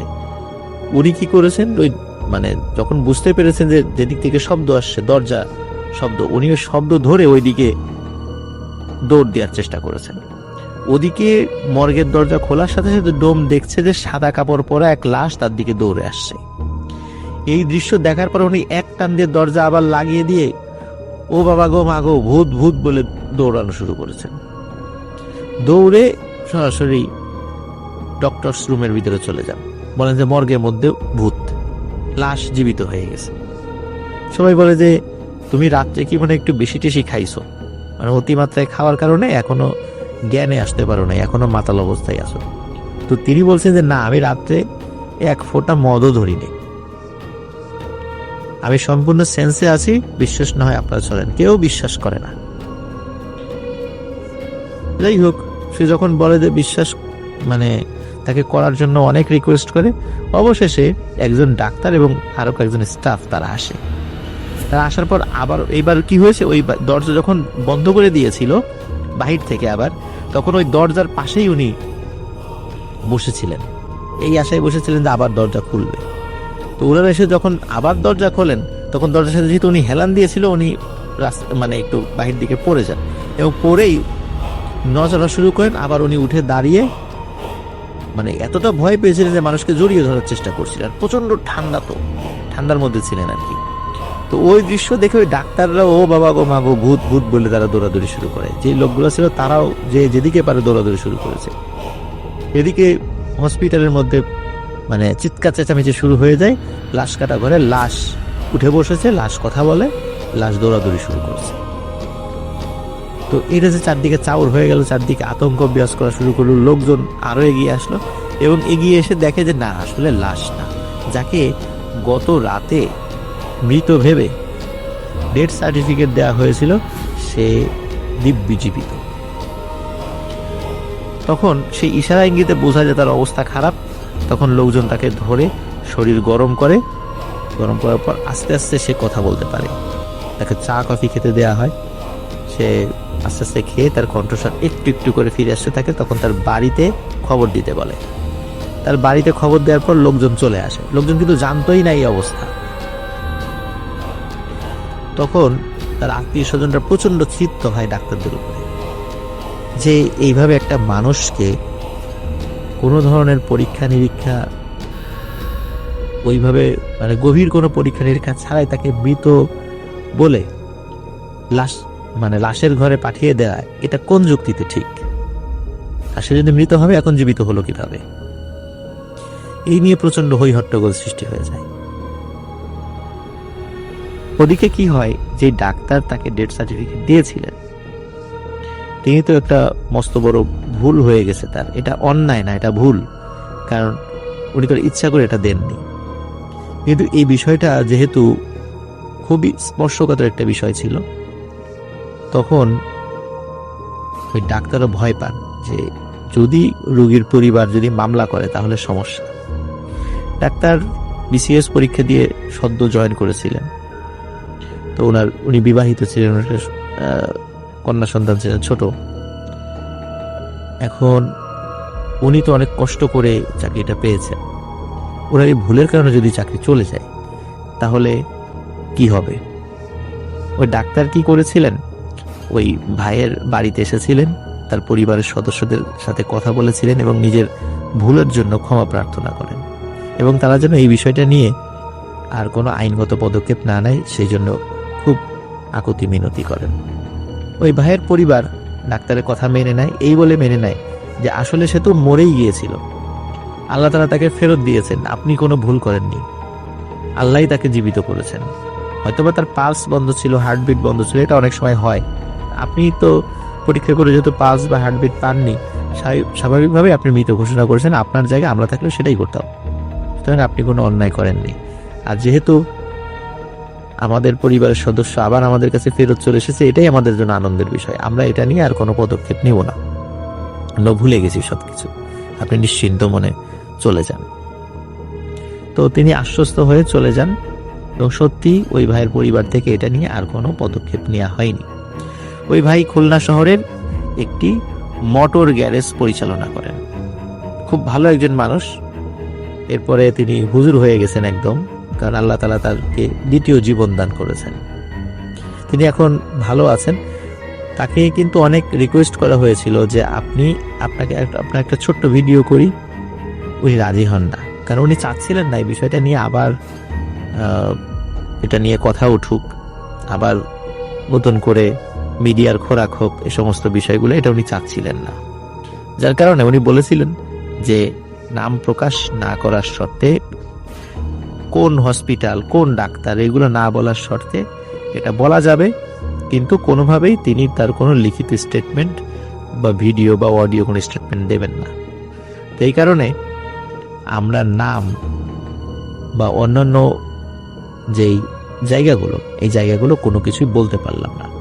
প্রিয় লিসেনার্স, আপনি একবার ভাবুন যে বা ওই ব্যক্তির জায়গায় আমরা যদি আমাদের নিজেকে চিন্তা করি তাহলে কেমন মনে হবে। সারাটা রাত লাশের সঙ্গে কাটানো, আবার একটি লাশ সে উঠে লাইট দিয়ে তাকে অন্য লাশগুলোর সাথে পরিচয় করিয়ে দিচ্ছে যে কোন লাশ কিভাবে মারা গেছে বা কোন ব্যক্তি কিভাবে মারা গেছে। আর শেষে দেখা গেল যে দুটো লাশ শায়িত আছে স্ট্রেচারের উপরে, একটা হচ্ছে যেই ব্যক্তি তাকে দেখাচ্ছে তার লাশ, আর একটা ওই ভাইয়েরই লাশ। এই দৃশ্য দেখার পর কারো কি সেন্স ঠিক থাকতে পারে প্রিয় লিসেনার্স? নিশ্চয়ই না। আর এইভাবে হার্টবিট বন্ধ হয়ে যাওয়ার পর আবার সচল হওয়া, অনেক সময় দেখা গিয়েছে কবর দেয়া হয়ে গেছে, কবরের মধ্যেও সে জ্ঞান ফিরে পেয়েছে, পরে কবর ভেঙে উঠে এসেছে। এরকম ঘটনাও কিন্তু কালে ভদ্রে ঘটে, হয়তোবা সচরাচর ঘটে না, কিন্তু বহু বছর পর পর এই ধরনের মিরাকল ঘটনা কিন্তু ঘটে। তো আমিও ছোটবেলায় শুনেছি এরকম একটি ঘটনা, তবে সেই ঘটনার স্থান কাল এটা তো আমরা জানি না। থ্যাংক ইউ সো মাচ, আপনার ঘটনার জন্য আপনাকে অনেক ধন্যবাদ। চলে যাচ্ছি আপনার ঘটনা। আপনার নামটা প্লিজ একটু বলবেন, ঝালকাঠিতে কোথায় বাসা আপনার? হ্যালো লিসনার, আমার নাম হাবিবুর রহমান মাহিন। ঝালকাঠিতে থানার সামনে বাসা আমার। থানার সামনে আপনার বাসা। চলে যায় আপনার ঘটনায়। হ্যাঁ, সরাসরি ঘটনায় চলে যাচ্ছি। আজ থেকে প্রায় 7-8 বছর আগের ঘটনা এটা। তা আমার ফুপি ছিল, মানে আমার বাবার আপন চাচাতো বোন। জি যে তো সে ঢাকায় থাকতো, তার 2 মেয়ে ছিল আর একটা ছেলে। তো মেয়ে দুজন বিয়ে দেওয়ার পর তাদের সংসারটা একদম ছোট হয়ে যায়। তো খুব শান্তিতেই ছিল, তার একটা ছোট সংসার, ছোট পরিবার, খুব শান্তিতেই ছিল। তো হঠাৎ করে 2009 সালের দিকে কোনো একটা কারণে আমার ফুপার আর কি চাকরিটা চলে যায়। চাকরি চলে যাওয়ার পর মানে একমাত্র ফুপাই ছিল যে মানে ইনকাম করতো আর কি পরিবারের মধ্যে। তো ইনকাম যেহেতু নেই, তাই আর কি ঢাকা শহরে থাকাটা খুব ডিফিকাল্ট হয়ে গিয়েছিল। তো তারা ঝালকাঠি আর কি শিফট করে চলে যায় গ্রামের দিকে। তো গ্রামের দিকে চলে যাওয়ার পর তার গ্রামেই আর কি তারা পার্মানেন্টলি থাকে। তো ফুপা তখন তার জব হিসেবে আর কি দোকানদারি করা আর কি বেছে নেয়। আচ্ছা। তো নদীর ওপার, গ্রামের থেকে নদীর ওপার গিয়ে দোকানদারি করতো। তো গ্রামে আসলে একটা কথা প্রচলিত যে মানে মেয়েদের ক্ষেত্রে যে চুল মানে ছেড়ে আর কি হাঁটাটা নিষেধ ছিল। আচ্ছা। তো আমার ফুপুর একটা অভ্যাস ছিল, সে আর কি চুল মেলে আর কি হাঁটাচলা করতো বেশিরভাগ সময়। তো আমার ফুপু একটা টাইম মানে তার মানে স্বভাবের কিছু পরিবর্তন হচ্ছিল। সে ফুপার সাথে আর কি কেমন জানি একটু কথা বলতো, মানে একরকম আর কি তাকে দেখতে পারতো না, এরকমের একটা কিছু। তো এক রাত্রেবেলায় ঘুমানোর সময় ফুপু আর কি হঠাৎ করে ঘুম থেকে উঠে যায়, উঠে বসে পড়ে। তো বসে পড়ার পর সে বসে ঘুম রাখছে আর কি কেমন জানো। তো ফুপা পাশে শোয়া ছিল, সে ঘুম থেকে উঠে যায়। উঠে যাওয়ার পর সে জিজ্ঞেস করলো যে কি হলো, তুমি ঘুম থেকে উঠে গেলে কেন? তো ফুপু কোনো রেসপন্স দিচ্ছিল না। বলে তারপর অনেকবার জিজ্ঞেস করছিল তোমার হয়েছে কি, তুমি আমার সাথে কথা বলছো না কেন? তো কোনো রেসপন্স দিচ্ছিল না, সেভাবে ঘুমরাচ্ছিল। তো অনেকক্ষণ পর নিজের ইচ্ছায় ফুপু আর কি ঘুমরানি থেমে দিয়ে সে নিজে শুয়ে পড়লো। তো পরের দিন সকালে উঠে ফুপা তাকে জিজ্ঞেস করলো তুমি কালকে রাত্রে এরকমের করছিলে কেন? বলে কোন সময় কালকে রাত্রে? কালকে তো আমি তো ঘুমিয়েছিলাম, আমার শরীর খুব ক্লান্ত ছিল। বলে কেন, কালকে রাত্রে তো তুমি ঘুম থেকে উঠে এভাবে ঘুমরাচ্ছিলে। তো বললো যে কই না তো। তো এরকমের করে কিছু দিন মানে অনেক দিন গেল, তার মানে স্বাভাবিক পুরো একটা পরিবর্তন আসছে আস্তে আস্তে। ফুপার সাথে ঝগড়া হচ্ছিল কোনো কারণ ছাড়াই। তো এরকমের ঝগড়ার কারণে তো ফুপা মনে করলো যে মেন্টালি কোনো ডিপ্রেশন ভুগছে কিনা, যে আমাদের আগেরটা অবস্থা ভালো ছিল এখন হয়তো বা আমরা নিচে নেমে গেছি, এই ধরনের কোনো চিন্তা ভাবনার কারণে এরকম হচ্ছে কিনা। তো ডাক্তারের কাছে নিয়ে গেল ফুপুকে। ডাক্তার তো টেস্ট দিল, টেস্ট করানোর পর কোনো রকমের রিপোর্টে কোনো রোগ ধরা পড়েনি বা কোনো হয়নি। তো গ্রামের মানুষ আসলে ওই আধ্যাত্মিক বিষয়গুলোর উপরে খুব বিশ্বাসী, তারা মানে ওঝা টোঝা এই জাতীয় বিষয়ের উপরে খুব মানে বিশ্বাস করে।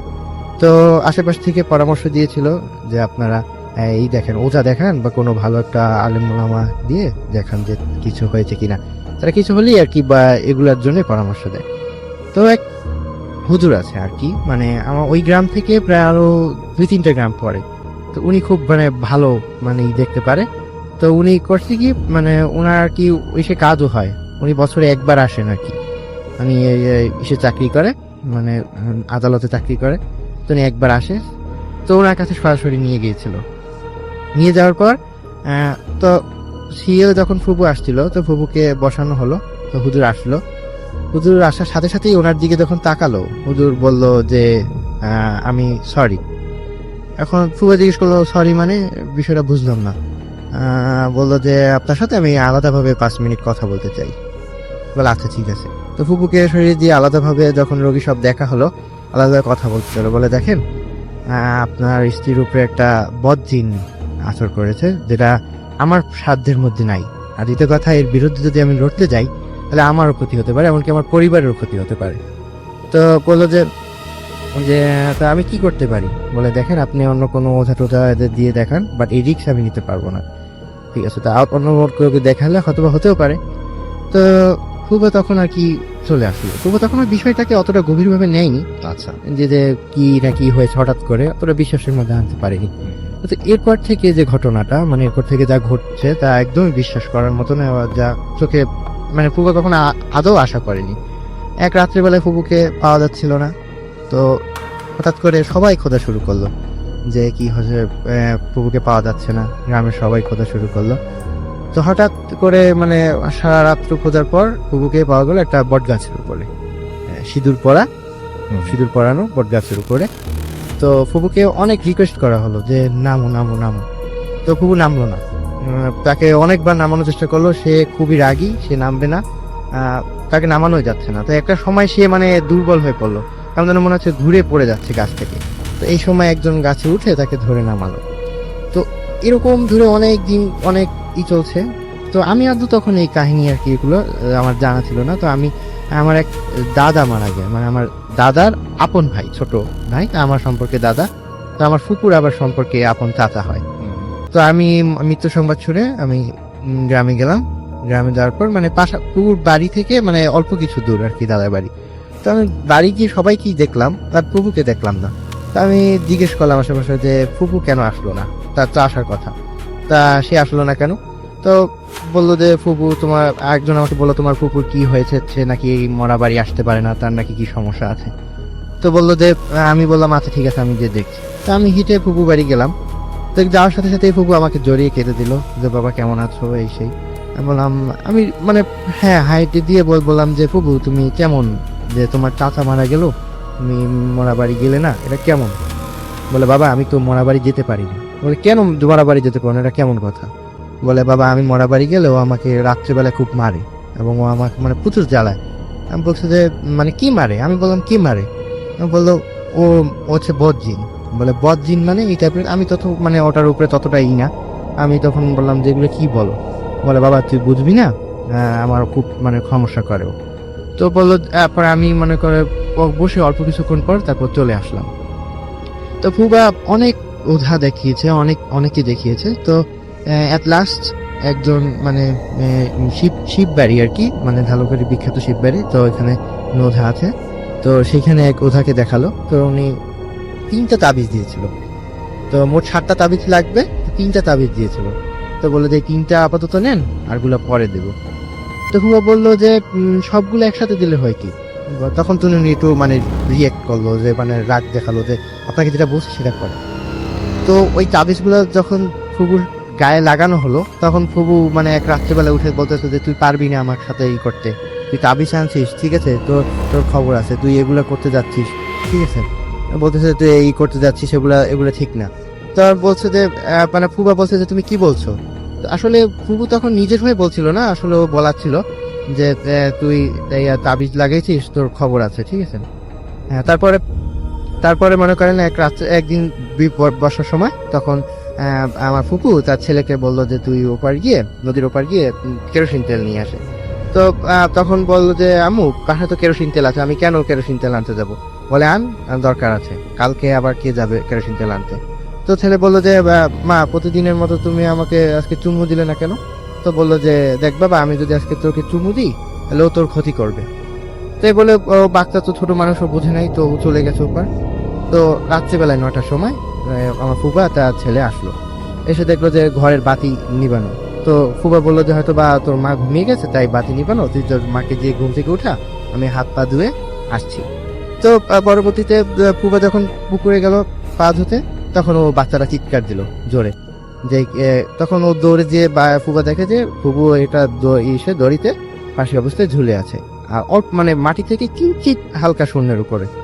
তো পরবর্তীতে মানে তখন তো মানুষ ওটা নিয়ে গবেষণা করার সময় নেই, একটা মানুষ মারা গেছে, তখন সবাই নিয়ে মানে করতেছিল। তো লাশটা আনার কেউ সাহস পায়নি। তো আমার এক ফুবা ছিল, সে নামাজ কালাম পড়তো, সে দোয়া দরুদ করে লাশটাকে নামালো, পুলিশ পোস্টমর্টমে নিয়ে গেল। তো পোস্টমর্টমের রিপোর্ট সবকিছু আসার পর মানে কোনো ধরনের মানে আত্মহত্যা, গলা দড়ি এ ধরনের কিছু পাওয়া যায়নি। তো পরবর্তীতে একদম মানে সুইসাইড কেস হেডে কোনো কিছু মানে পাচ্ছে না পুলিশ এগুলা, ঠিক আছে। তো কিভাবে নেবে, মানে এমন একটা সিচুয়েশন ছিল, ফাঁসির দড়ি ওভাবে ফাঁসিতে আর কি মরার কথা না, মনে হচ্ছে কি জানি মেরে ওখানে ফাঁসিতে ঝুলিয়ে রাখছে। তো এই নিয়ে আর কি অনেক দিন অনেক ঝামেলা গেল। তো পরবর্তীতে ওই বাড়িতে থাকতে মানা করলো, যে কেউ বাড়িতে থাকবেন না ওই রাত্রেবেলায়। তো পরের দিন সকালবেলায় আমাদের যে দাদা বাড়ি সেখানে সবাই রইলো। তো পরের দিন সকালবেলা এক লোক যে বললো আপনারা কি ওই রাত্রেবেলায় ওই বাড়িতে কেউ ছিলেন? বলে না তো, আমরা কেউ বাড়িতে ছিলাম না, বাড়িতে সম্পূর্ণ তালা মেরে আমরা চলে আসছি। বলে আমি রাত্রেবেলায় আমি বাড়ি যাচ্ছিলাম, ওই বাড়ির পাশ দিয়ে তখন শুনলাম কান্নার আওয়াজ। আমি হয়তো ভাবছি যে স্বাভাবিকভাবে যে কান্নার আওয়াজ, যেহেতু ওটা ওই আপনারা তো মারা গেছে মানুষ, এখানে বাড়িতে কান্নাকাটি করবেন এই স্বাভাবিক। কিন্তু বলতেছে যে না, আমরা তো কেউই বাড়িতে ছিলাম না, তাহলে কান্নাকাটি করবে কে? তো এ নিয়ে মানে সবাই একটু অবাক হলো যে কি বলে কান্নাকাটির আওয়াজ। তো আমার যে আমাদের মধ্যে মুরব্বী ছিল, আমাদের সবাই আলোচনা করলো যে বাড়িটার মধ্যে আসলে বন্ধক টন্ধক দেওয়া উচিত, মানে এটা পরবর্তীতে ক্ষতি হতে পারে। তো পরবর্তীতে এক হুজুরকে ডাকা হলো, বলো যে আপনি সে বাড়ি বন্ধক টন্ধক করতে পারে। তো সেকে বলা হলো, সে বললো যে আমার সাথে একজন সক্ষম লোক লাগবে। তো বললো যে আচ্ছা ঠিক আছে, কে মানে সক্ষম লোক হবে? তো একজন সিলেক্ট হলো, সে বললো নিজের ইচ্ছাই বললো যে হ্যাঁ আমি করব কাজ আপনার সাথে। তো আসরে নামাজের পর সে কিছু বালি, তারপরে আগরবাতি, মোমবাতি এগুলো নিয়ে এলো, ইনস্ট্রুমেন্ট, তারপর কি জানি দোয়া পড়লো, বালিগুলো কয়েকবার হাতে নিয়ে ফু দিয়ে, তো বললো এগুলো বাড়ির চারপাশে ছিটিয়ে দিতে, তাহলে আর কোনো সমস্যা হবে না। তো উনি ছিটিয়ে দেওয়ার পর তো ওই দিন রাত্রেবেলায় তাকে স্বপ্নে নাকি কে বললো যে তুই এই কাজ করেছিস, ঠিক আছে, তোর বড় বিপদ আছে সামনে, তুই এই কাজটা করে খুব ভুল করেছিস। তো ওই লোক আবার সকালবেলায় হুজুরের কাছে চলে গেল যে দেখেন আমি তো কালকে আপনার সাথে এগুলো করছি, এখন আমাকে এরকমের স্বপ্নে দেখলাম আমি এরকমের, আর আমার খুব ভয় করছে, তোর কি করা যায়? তো পরবর্তীতে রোজা হুজুরে কিছু দোয়া দুরুদ মানে পরে ফু দিল, তারপর তাবিজ দেওয়ার পর বললো যে এরপর থেকে আপনার সমস্যা হবে না। তো এই চলে গেল। তারপরে ওই বাড়ি থেকে এখনো রাত্রিবেলায় কান্নার আওয়াজ পাওয়া যায় মাঝে মাঝে, ভাদ্র মাসের অমাবস্যা বা এই সময়। কিন্তু ওর আশেপাশে কেউ যায় না, মাঝে মাঝে গেলে ওখানে বেড়াতে যায়, মানে ওখানে একবার দেখে আসি ওই জায়গাটা। তো এখন তার মানে এখনো সেই বাড়িটাতে যখনই কেউ যায় তখনই কান্নার আওয়াজ রাতের বেলায় ওই এলাকা অতিক্রম করলে পাওয়া যায়, এবং বিশেষ করে ভাদ্র মাসে বা অমাবস্যা রাতে যদি হয় এরকম হয়। থ্যাংক ইউ সো মাচ, অনেক কষ্ট করে অনেক দূর থেকে এসেছেন এবং একটা চমৎকার ঘটনা শেয়ার করলেন। আশা করছি সবাই এনজয় করেছেন। আমি চলে যাচ্ছি এই মুহূর্তে বাবু ভাই সেকেন্ড স্টোরির জন্য। থ্যাংক ইউ রাসেল ভাই। এই কাহিনীটা আমার কাছে শেয়ার করেছেন অ্যান্ডি। অ্যান্ডি ওয়েস্ট পাম বিচে থাকতো, এখন কোথা থেকে আমি জানি না। সো অ্যান্ডির দাদার ঘটনা অনেক পুরোনো দিনের। সো সেই সময় ইটস প্রবলি আপনার ফার্স্ট ওয়ার্ল্ড ওয়ারের সময় বা সামথিং লাইক দ্যাট, এরকম একটা সময়ের ঘটনা। সো ওনারা থাকতেন আপস্টেট নিউ ইয়র্কে তখন। তো ওনার দাদা অ্যান্ডির দাদা একদিন আপনার শহরে গিয়েছিল কোনো একটা কাজে। আর তখন ওনার যে থাকতে জায়গাটা ছিল আপনার বেশ একটু গ্রাম টাইপের একটা জায়গা, সেখান থেকে শহরে গিয়েছিল। তো শহরে যে তার প্রয়োজনীয় জিনিস কেনাকাটা দোকান চালাতো আর কি, সেখান থেকে কিনে উনি ফিরছিলেন এবং ফিরতে ফিরতে দেখা গেছে সন্ধ্যার পরও হয়ে গেছে। এবং তখন ওই অংশটাতে ঘোড়ার গাড়িতে আসতে হতো, কারণ তাদের ছিল না, মানে এই ওয়ারিকল মডার্ন ট্রান্সপোর্টেশন তেমন ছিল না। কিছু গাড়ি ছিল, সেগুলো ওইরকম রাস্তায় চলতো না। তো যাই হোক, তা এক জায়গায় এসে ওনাকে নেমে যেতে হয়, কারণ ওই জায়গাটাতে আর কি ওই যে ঘোড়ার গাড়ি যে সে আর সামনে যাবে না, তার হাঁটা পথ ধরে কিছু দূর যেতে হবে, যে সেখান থেকে পরে তার করতে হবে আর কি, অন্য কিছু নিতে হবে। যাই হোক, উনি ঘোড়া গাড়ি থেকে নেমে যান, সন্ধ্যা হয়ে যায়, বেশ ঠান্ডার সময়, আপস্টেট অনেক ঠান্ডা। তো হেঁটে হেঁটে যখন যাচ্ছেন, তো যেতে যেতে যে দেখেন যে মানে বেশ অন্ধকার হয়ে গেছে রাস্তা, এবং তখন একটা ভয় ছিল যে ওরকম অঞ্চলে অনেক সময় উল্ফ থাকে, বেশি ঠান্ডার সময় উল্ফ চলে আসে বাইরে। তো এই ভয়টা উনি খুব বেশি পান আর কি। ভয়টা বেশি পাওয়ার জন্য উনি হেঁটে হেঁটে ওখানকার যে একটা ছোট অংশ যেখানে নাকি কিছু দোকানপাট হোটেল টোটেল আছে এরকম জায়গা, ওই জায়গাটা খুঁজে বের করেন। হেঁটে যে একটা হোটেল উনি পান, মোটেল আর কি, পুরোনো মোটেল। তো সেই মোটেলে উনি ওঠেন। ওঠার পর বলে যে ও মোটেলে বলতেছে যে এখন তো বেশ ঠান্ডা পড়ছে, এখানে আপনার বেশি একটা সিট নেই, তুমি এই পাশে একটা রুম আছে, রুমটা তুমি নিতে পারো, বেশ ছোট যদিও, এবং ওইটার হিটিং ঠিক মতো কাজ করে না, সো বি কেয়ারফুল। তো তাকে বলেছে যে স্যার আরেকটা জিনিস হচ্ছে, ওই মোটেলের যে ইসাকে বলে যে তোমার আরেকটা জিনিস হচ্ছে, তুমি যে মোটেলে থাকবে রাত 8টা 9টার পর হাঁটাহাঁটি করবে না বেশি, এখানে আসলে ঝামেলা হয়। তো বলছে কি ঝামেলা? ঝামেলা মানে ঝামেলা, disturbance, we don't want that. তুমি 8টার পরে 8টা 9টার পরে হোটেল আর করবে না। আর তুমি বেরোবেই বা কেন, ঠান্ডার সময় তোমার হিটিং কাজ করছে না আমাদের এখানে ঠিক মতো, এবং ওই যে প্যাসেজটা সিঁড়ির মানে করিডোর ওখানেও কাজ করে না ঠিক মতো। তো যাই হোক, ওনার কোনো চয়েস নাই, এমনি দাদা ওখানেই ওঠেন এবং যখন যান রুমটা ওনাকে খুলে দেন। খেয়াল করেন যে রাস্তা মানে যে প্যাসেজের দুই পাশে রুম আছে, এবং লাস্টের যে রুমটা ওনাকে থাকতে দিচ্ছে তার অপোজিট আর একটা রুম, এবং এর মাঝখানে কিছু দূর কয়েকটা রুম নাই আর কি, মানে জায়গাটা মানে পুরোপুরি আপনার বন্ধ। ওখানে কি আছে বা একটা রুমই অত বড় কিনা উনি বুঝতে পারেন না। যাই হোক, যে রুমটা তাকে থাকতে দেয় সেই রুমটা মোটামুটি সাইজ ঠিক আছে, মানে একজন মানুষ থাকার জন্য সিঙ্গেল বেডরুম। উনি ওঠেন, উঠে ওখানে মোটামুটি চেক ইন করেন, ফ্রেশ ট্রেশ হয়ে উনি থাকেন। তো রাত্রেবেলা উনি বসে আছেন, এক সময় চিন্তা করে যে নাথিং টু ডু, শুয়ে পড়ে। তখন পর্যন্ত হিটিংয়েও কোনো কলাপস করে নেই, ভালোই করতেছেন। তো উনি ঘুমায় যান। তো উনি যখন ঘুমায় যান, এক সময় উনি হঠাৎ করে বেশ ঠান্ডা লাগতেছে ওনার। উঠে বসে দেখে যে উনি নর্মাল একটা গেঞ্জি পরে ঘুমাইছিলেন, গায়ে কোনো ভারী কাপড় নাই, জাস্ট কমফোর্টার, এবং দেখে বেশ ঠান্ডা হয়ে আছে রুমের ভিতরে। তো উনি বলছেন যে ওই যে বলছে যে হিটিং সিস্টেম কাজ করে না এটা। তো উনি তাড়াতাড়ি উঠে উনি করতে যান, কাপড় পরাতে যান, গায়ে চাপাতে যান। তো এর মধ্যে উনি শুনেন রুমের দরজা নক হচ্ছে, টক টক টক টক টক করে নক হচ্ছে। উনি জিজ্ঞেস করে যে হু ইজ দিস, কোনো উত্তর নাই, এবং উনি আবার জিজ্ঞেস করে হু ইজ দিস, এবং তখনও কেউ সাড়া দিচ্ছে না। কিন্তু কিছুক্ষণ চুপ করে থেকে আবার উনি মানে চিন্তা করে গেটের সামনে যায়, জিজ্ঞেস করে হু ইজ দিস, কোনো উত্তর নাই। তো উনি আবার ব্যাক করে বিছানায় শুতে যান আর কি। এই সময় আবার নকটা পড়ে দরজায়, তো হু ইজ দিস। তো ওই পাশ থেকে একটা নারী কণ্ঠে বলতেছে এরকম, মানে ফিস ফিস করে বলছে ম্যারি, কিন্তু অন্টটা এমন ভাবে বলছে যে উনি ওনার মনে হচ্ছে যে ওনার গুজবাম্প পেয়ে গেছে, ঘাড়ে গেছে। So he was kind of scared, সে একটু ভয় পেয়ে যায় যে এরকম ভাবে বলতেছে। তো উনি বলতেছে, আবার জিজ্ঞেস করে হু ম্যারি, হ্যাঁ বলে উনি আস্তে করে দরজাটা আস্তে করে খুলে ফেলে। দরজাটা যখন খুলে ফেলেন উনি দেখে ওই পাশে কিছু নাই, ঠান্ডা একটা বাতাস রুমে প্রবেশ করলো আরো, কারণ করিডোরটা আরো ঠান্ডা, এবং দেখতেছে যে করিডোরের সামনে ওই যে দরজাটার ওইখানে আপনার একটা দাঁড়ায় আছে, একটা মেয়ে দাঁড়ায় আছে। আর মেয়েটা যে দাঁড়ায় আছে দরজাটা খুলে, সে কিন্তু পুরো দেখতে পাচ্ছে না, কৃষ্ণাঙ্গ মেয়ে, মানে একজন ব্ল্যাক মেয়ে দাঁড়ায় আছে, মানে চেহারাটা ভালো দেখা যাচ্ছে না। তো উনি জিজ্ঞেস করতেছে যে তুমি কি আমার দরজা নক করছিলে একটু? তো বলতেছে ইয়েস। বলে কি? বলে কি আমি ভয় পাচ্ছি। কেন? বলে কি ওরা আমাকে ধরে নিয়ে যেতে আসবে। কে তোমাকে ধরে নিয়ে যেতে আসবে? No, who's gonna come to get you. তো বলতেছে ওরা আসবে। হ্যাঁ আমি ভয় পাচ্ছি। তো বলতেছে যে তুমি কি মানে তুমি হোটেলের জানাচ্ছি ম্যানেজারকে? তুমি এটা কিছু না বলে গেটটা ঠাস করে লাগায় দেয়। তো উনি রুমের মধ্যে ঢুকে ঢুকে একটু স্তব্ধ হয়ে যায়, কি বললো, এসে বললো যে ম্যারি ধরে নিয়ে যেতে আসবে, এবং বেশ উনি চিন্তায় পড়েন। তো চিন্তায় পড়ার পর উনি আবার যে বিছানায় বসেন, এবং কিছুক্ষণ পর যথারীতি আবার ওনার দরজা টকটক করে নক হচ্ছে। আচ্ছা, তো উনি জিজ্ঞেস করে হুজ দিস, এবং এবারও কোনো উত্তর নাই, মানে সেম থিং, দরজার মধ্যে ঠক ঠক ঠক ঠক করে নক হচ্ছে, কোনো উত্তর নাই। তো উনি এবার উঠে বলতেছে যে তুমি কি সেই Mary, are you the Mary, are you marry, তুমি কি আমাকে করতেছো, মানে are you knocking at the door? তো ওই পাশ থেকে আবার বলছে ম্যারি। তো উনি এবার গেট খুলছে, এইবার দেখে ওনার দরজাতেই দাঁড়ায় আছে কৃষ্ণাঙ্গ মেয়েটা। সে বলছে আমি ভয় পাচ্ছি, আমাকে ধরে নিয়ে যেতে আসবে। তখন উনি রাগ করে উঠছে, একটু রাগ করে উঠে বলছে যে তুমি কে, আমি চিনি না, তুমি আমার রুমের দরজা নক করতেছো রাতের বেলা, হোয়াটস গোয়িং অন, তোমার কি কোনো প্রবলেম আছে? তাহলে তুমি এক কাজ করো, হোটেলের ইকে ডাকো, আমি ডাকতেছি রিসেপশনকে, দাঁড়াও, মানে তাহলে তোমার কি প্রবলেম, অথবা ইউ ক্যান টেল মি যে প্রবলেমটা কি। এই বলে উনি ঘুরে যায়, ওখানে ওই যে একটা বেলের মতো ছিল আর কি, সুইচের মতো চাপ দেয়। তো চাপ দিতে যে তাকায় ফিরে তাকায় দেখে যে মেয়েটা নাই দরজায়। তো মেয়েটা দরজায় নাই, উনি বলে কি ব্যাপার, কোথায় গেল?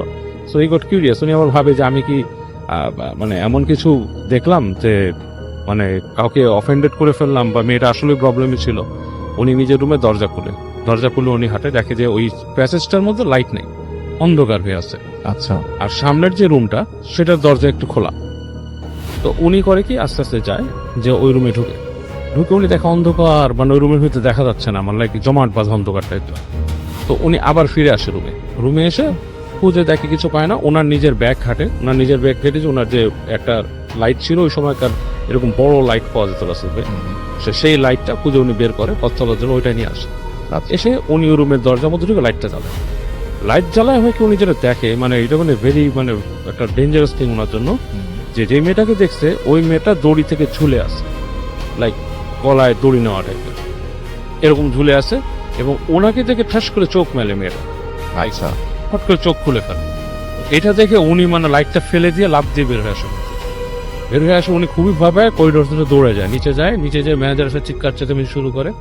ম্যানেজার ঘুমাচ্ছিল, ম্যানেজার উঠে আসে, এসব বলে কি হয়েছে, বলে আমাকে তোমরা কোথায় রাখছো, এখানে একটা মেয়ে আত্মহত্যা করছে, এসে তোমরা কি এই কোয়াইট বলে ওকে চুপ করায়, বলে কি বি কোয়াইট বলে নিয়ে আসে, তার হাত ধরে নিয়ে আসে উপরে। এসে করিডোরে দেখে ঠিকই লাইট জ্বলতেছে, এবং ওই যে রুমটা বন্ধ, এবং ওনার যে বাতিটা পড়ে আছে সেটা দরজার সামনে পড়া, ওনার লাইটটা পড়া, এটা বন্ধ, ওই রুম বন্ধ। বলতেছে এই রুমে কেউ থাকে না, তুমি কেন বেরোছো? বলে কি আমার এখানে নক করছে। বলে কি তোমার রুমে যেই নক করছে তুমি কেন বেরোলে? If you don't have come out, তোমাকে বলা হয়েছে না রাত্রের বেলা বেরোচ্ছে না? বলতে তোমরা এখানে জ্যান্ত লাশ রেখে দিছো, এইখানে মানুষ ফাঁসি নিছে, এখানে কেউ আসে, ও চিল্লাচিল্লি শুরু করছে। তখন ম্যানেজার তাকে ডেকে বসাচ্ছে, ডকায় বলে তুমি একটু বসে ম্যানেজার বেল চাপ দিয়ে আরেকজনকে আনছে রুমকে। সে আসছে, এসে বলছে যে তুমি চাবি নিয়ে আসো সামনের রুমে। সো ওই লোক চাবি নিয়ে আসছে, আসার পর ওনাকে নিয়ে গেছে, যে ওই রুমটা খুলে দেখে যে রুমটার মধ্যে কিছুই নেই, লাইট মারা, রুমটা পুরা অন্ধকার, আসবাবপত্র আছে, সব কিছুই নেই। বলছে যে ইজ ইট পসিবল যে কাউকে মেরে ঝুলায় রাখলে তুমি যতটুকু টাইমে আসছো লাশটাকে সরায় নাও? বলে নাও।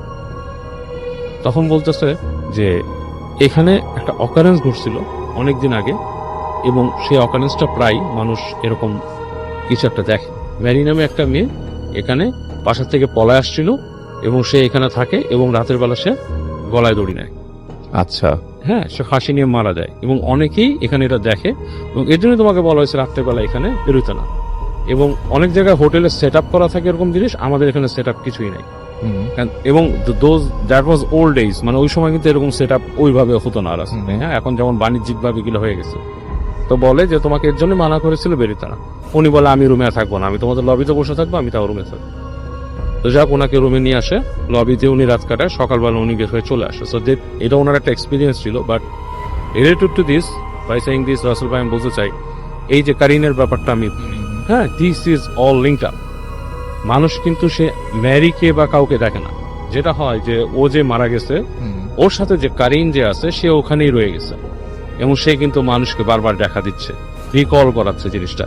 এবং কারিনের মূল পারপাসটাই হচ্ছে বারবার দেখানো যে দিস, মানে এই আত্মাটা এক্সিস্ট করে, এই আত্মাটা এখানে এসে দেখাচ্ছে, এটাই তার পারপাস, এবং সে ভয় দেখায় মানুষকে। আচ্ছা, এরকম একটা ছোট ইনসিডেন্স আমি বলতে চাই রাসেল ভাই, যদি একটু সময় দেন। দ্যাট ওয়াজ উইথ, আমি তখন ফার্নানকে নিয়ে সিলেট গিয়েছিলাম কয়েক বছর আগে। এটা ফার্নান কয়েক বছর আগে, 2015 ফার্নানকে নিয়ে গেছিলাম। তো তখন আমরা ওখানে যেটা হোটেলে উঠি রাসেল ভাই, হোটেলটার নাম টাম কিছু বলবো না, পুরাতন হোটেল, অনেক পুরানো হোটেল। এবং মানে বেশ মোটামুটি ওখানে ভালো মানুষকে উঠতে বোঝা যায়। আচ্ছা এবং উঠে নিয়ে আমাদেরকে ওই হোটেলওয়ালা একটা রুম দেয়, যথারীতি ওই রকম ভিতরে উপর উঠায় নিয়ে একটা জায়গায় রুম দেয়। এবং রুমটা উঠেই কেন জানি আমার কাছে একটু মানে খটকা লাগতে থাকে রাস্তার মধ্যে, হোটেলটা রুমটা কেমন জানি মনে হয় বেশি পুরানো, মানে আমার নিজের কাছে অস্বস্তি লাগতে থাকে। এবং এক পর্যায়ে এই ফারহান জানে আমি থাকতে চাই না, আমি বলি ভালো লাগতেছে না হোটেল থাকবো। সামহাও আমি ম্যানেজারকে ডাকি, ডেকে বলে আমি এখানে থাকবো না, ভালো লাগতেছে না হোটেলটা। কেন আমি বলছি আপনার এখানে ভালো লাগতেছে না, আপনার সবকিছু আমার পানীয় পুরান মনে হচ্ছে, নোংরা মনে হচ্ছে। বাট অ্যাকচুয়ালি ওটা ওরকম নোংরা ছিল না, বাট সামহাও আমার কাছে কেন জানি এটা মানে লিভেবল মনে হচ্ছিল না। সো এনিওয়েজ রুমটা থেকে বের হয়ে আসি, ম্যানেজার আমাদেরকে অফার করে তাদেরই আর একটা হোটেল আছে কোথাও ট্রান্সফার করে দেওয়ার জন্য। তো ওখান থেকে বেরিয়ে আসি, ফারহানকে নিয়েই চলে যাই। যে যখন চলে যায় পরে ফারহান আমাকে বলতেছে, এটা কিন্তু আমার আর ফারহানের ডিসকাশন, কখনোই এগুলো প্রকাশ করি না মানুষের কাছে, অনেক অনেক কথা বলি, অনেকে বিশ্বাস করবে না। হ্যাঁ, তো ফারহান আমাকে বলতেছে, ভাই আমি একটু আগে একটা জিনিস দেখছি, আপনার কি মনে হয় এটা? আমি বলছি কি দেখছিস? বলে যে রুমে আমাদেরকে দিছিল ওই রুমের মধ্যে আমি দেখছি মনে হলো যে বিছনার কাছে একটা মেয়ে বসে আছে, মেয়েটা নর্মাল একটা মেয়ে, চুল না। আপনি কি দেখছেন? ওকে আমি স্যার বেটা এই রুমে তো আমি আর তুই গেছি, কারণ আবার একটা মেয়ে থেকে বসে থাকে, এরকম তো কিছু দেখি। ও ভাই আমি মনে হয় দেখছি। আমি বললাম আচ্ছা কি হয়েছে, আই ডোন্ট নো, কি আই ডোন্ট নো ওদের কোনো রুম সার্ভিস বা কেউ ঢুকছিল এখানে, আই ডোন্ট নো। এনিওয়েজ পরবর্তীতে আমরা ওই হোটেল বা রুম সম্বন্ধে বিজড়িত এই ধরনের কিছু কাহিনী শুনতে পাই, এবং শোনার পর কিন্তু বুঝবাম হয় আমাদের আসলে ওকে যে এরকম একজন কেউ মারা গেছিল ওখানে, এরকম কিছু একটা কাহিনী শুনে আমাদের কিন্তু বুঝবাম হয়। থ্যাংক ইউ সো মাচ আপনার ঘটনার জন্য, আপনাকে অনেক ধন্যবাদ। এবং আহমেদ বাবু আমাদের সঙ্গে আছেন, তারপরে আমরা নতুন অতিথিদের কাছে যাব। কাহিনীটি আমাদের সাথে শেয়ার করেছেন মালিহা সিলেট জেলা থেকে। যদিও তিনি এখন অস্ট্রেলিয়াতে থাকেন, তিনি লিখেছেন এই কাহিনীটি তার ছোটবেলায় ঘটে যাওয়া একটি কাহিনী। সালটা সম্ভবত 97-98, মানে 1997 বা 1998 সালের কাহিনী। তিনি তখন বেশ ছোট ছিলেন, স্কুলে পড়তেন, আর তিনি এই ঘটনাটা আমার মতো করে শেয়ার করতে বলেছেন। তা আমি চলে যাচ্ছি মালিহার কাহিনীতে। ঘটনাটি যখন ঘটে তখন মালিহা বেশ ছোট, তিনি তখন স্কুলে পড়েন, এবং ছুটি পেলেই, স্কুল যখন ছুটি হতো, তিনি চলে যেতেন তার নানু বাড়িতে। এবং তার নানু বাড়ি তার জন্য বেশ আনন্দের একটা জায়গা ছিল, বেশ আনন্দ করতেন তিনি, কারণ সেখানে গেলে তার কাজিনদের দেখা পেতেন এবং তারা সারাক্ষণ আনন্দ করে কাটাতেন, খেলাধুলা, মানে গল্প গুজব, মানে তাদের ছোটদের যে আড্ডাটা থাকে, ছোটদের যে আনন্দের সময়টা থাকে, সেটা তিনি পার করতেন তার নানু বাড়িতে। তো সেই সময় তখন তারা গিয়েছেন নানু বাড়িতে বেড়াতে, এবং যথারীতি মালিহা বিকেলবেলা তার কাজিনদের সাথে খেলাধুলা করছিলেন, এবং খেলতে খেলতে বেশ সময় পার হয়ে গেল, এবং তারা খেলাধুলার ফাঁকে একটা ব্রেক নিলেন। এবং সেই ব্রেক যখন নিলেন তখন অলরেডি সন্ধ্যা গড়িয়ে গেছে, প্রায় 6টা-7টা বেজে গেছে, অন্ধকার হয়ে গেছে চারপাশ। এবং তখন মালিহা খেলতে খেলতে তার কাজিনের সাথে তাদের বাড়ি ফিরলেন। তো বাড়ি যখন ফিরলেন তখন প্রায় 7টা বেজে গেছে। তো তাদের বাড়ির একটা বর্ণনা তিনি দিয়েছেন যে বাড়িটা হচ্ছে এরকম যে মাঝখানে বিশাল একটা উঠোনের মতো, এবং চারপাশে অনেকগুলো ঘর, এবং সেই ঘরগুলোর মধ্যে এক একটা ঘরে এক একজন থাকেন, এক একটা ফ্যামিলি থাকেন, তারা নিজেরা, তাদের কাজিনরা থাকেন আর কি, পুরো একান্নবর্তী একটা ফ্যামিলি। এবং বাসাটা এতটাই বড় যে এই রুম থেকে হেঁটে, এই ঘর থেকে হেঁটে যদি দূরের কোনো ঘরে যেতে হয় বেশ খানিকটা সময় চলে যায়, কয়েক মিনিট সময় লেগে যায়। তো মোটামুটি একটা বাসা বলতে গেলে বেশ বড়ই বলা চলে। তো সেদিন সন্ধ্যায় সে আর তার কাজিন খেলতে খেলতে যখন আসলো, তার কাজিনের নাম তিনি লিখেছেন ফারহানার সাথে খেলতে খেলতে তিনি যখন বাসায় আসলেন, এসে তাদের আর বেশ ভালো লাগছে না। ঘরের মধ্যে কিছুক্ষণ তারা ঘোরাঘুরি করে তারা তার নানুকে বললেন যে তাদের আরেক কাজিন তার সাথে দেখা করতে চান। তখন তার নানু বলছেন যে কেন, ওখানে কেন যাবা, ওখানে এখন যাওয়ার দরকার নেই। তো বলছে যে না, আমরা যাই, ওর সাথে যাই, একটু খেলা করি, কথা বলি। তো অনেক রিকোয়েস্ট করার পর তিনি বলেন আচ্ছা যাও, রাত হয়ে গেছে, এত রাতে আসলে খেলাটা ঠিক না। তো তারা দুজন সেই নানুর সাথে কথা বলে, নানুর দ্বিধায় ভরা পারমিশন নিয়ে তারা রওনা দিলেন পাশের ঘরে, তার সেই খালার বাড়িতে। এবং মানে পাশের ঘর বলতে বেরিয়ে কিন্তু উঠান হয়ে বেশ খানিকটা হেঁটে যেতে হবে, এবং উঠানটা কিন্তু বেশ বড়। এবং তাদের বাসার বর্ণনার মধ্যে আরেকটা ব্যাপার আছে যে তাদের যে বাড়ি ঘরগুলো, টোটাল ঘরগুলোর ওই পাশে রয়েছে বিশাল মানে গাছের বাগান, সেখানে বিভিন্ন রকমের গাছ আছে, মানে এটা দেখে মনে হয় একটা জঙ্গলের মতো মনে হয়। তো সন্ধ্যার পর জায়গাটা বেশ অন্ধকার হয়ে থাকে বাড়ির সীমানার পরে। বাড়িটা তো উঠোনের পাশে, খড় চারিপাশে, এবং বাড়ির সীমানার পরের যে জায়গাটা রাস্তার পাশ থেকে মনে হয় বেশ অন্ধকার, এবং দূরে গাছগুলো দেখলে বেশ বড় একটা টানা জঙ্গলের মতো লাগে। যাই হোক, তারা দুজন হেঁটে নানুর ঘর থেকে বেরোলেন, এবং তখনকার সময় তাদের সেই এলাকায়, নানুর বাড়ি এলাকা ছিল পল্লী বিদ্যুতের লাইন, এবং সেখানে প্রায় লোডশেডিং হতো।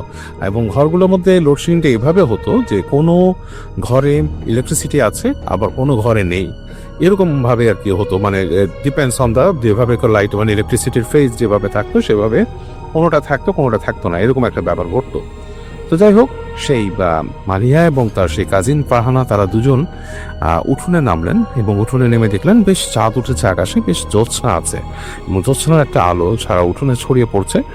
আর দূরে তার যে খালার বাড়ি, সেখানে দেখলো যে সেখানে আলো জ্বলছে। তো তারা দুজন সুন্দর হাঁটতে হাঁটতে গেল, খালার সেই ঘরে চলে এলো, বারান্দা দিয়ে ঢুকলো ঘরের ভেতরে, এবং ঢুকে এসে দেখলো যে তার খালা আছে, এবং বেশ বলল, সে লিখেছে তখন বেশ আলো আছে, কারণ বাইরে চাঁদের আলো, উঠোনে আলো আছে, আর ঘরের ভেতর তো বাতি জ্বলছে। তো তার খালাকে সে যে বলল যে, খালা আমরা আসছি অমুকের সাথে খেলতে, তার সেই কাজিনের নাম বলল। তো তার খালা শুনে বললো যে, না এখন রাত হয়ে গেছে, এখন এত রাতে কিসের খেলা, এখন প্রায় 7টা-8টা বাজে, এই সময় তোমাদের কিসের খেলা, এই এত রাতে খেলা ঠিক না, তোমাদেরকে মানা করছি রাতের বেলা খেলতে হয় না। তো এটা যখন তারা শুনতেছে, এই সময় দপ করে তাদের ঘরের বাতি নিভে গেল খালার বাসন, এবং মানে ইলেকট্রিসিটি চলে গেল। তো হঠাৎ করে অন্ধকারটা শুয়ে আসতে কয়েক সেকেন্ড সময় লাগছে তাদের। তো অন্ধকারের মধ্যে খালা বলতেছে যে, দেখো তো তোমাদের নানুর বাসায় কারেন্ট আছে কিনা। তো এটা দেখে তারা দুজন আস্তে করে হেঁটে নামলো উঠানে না, বারান্দায় নামলো, এবং তারা বারান্দায় নেমে বারান্দার কর্নারে চলে গেল, কারণ বারান্দার কর্নারে গেলে নাকি তার নানুর ঘরটা দেখা যায়, সেখানে কি বাতি জ্বললে বা ইলেকট্রিসিটি থাকলে দেখা যেত।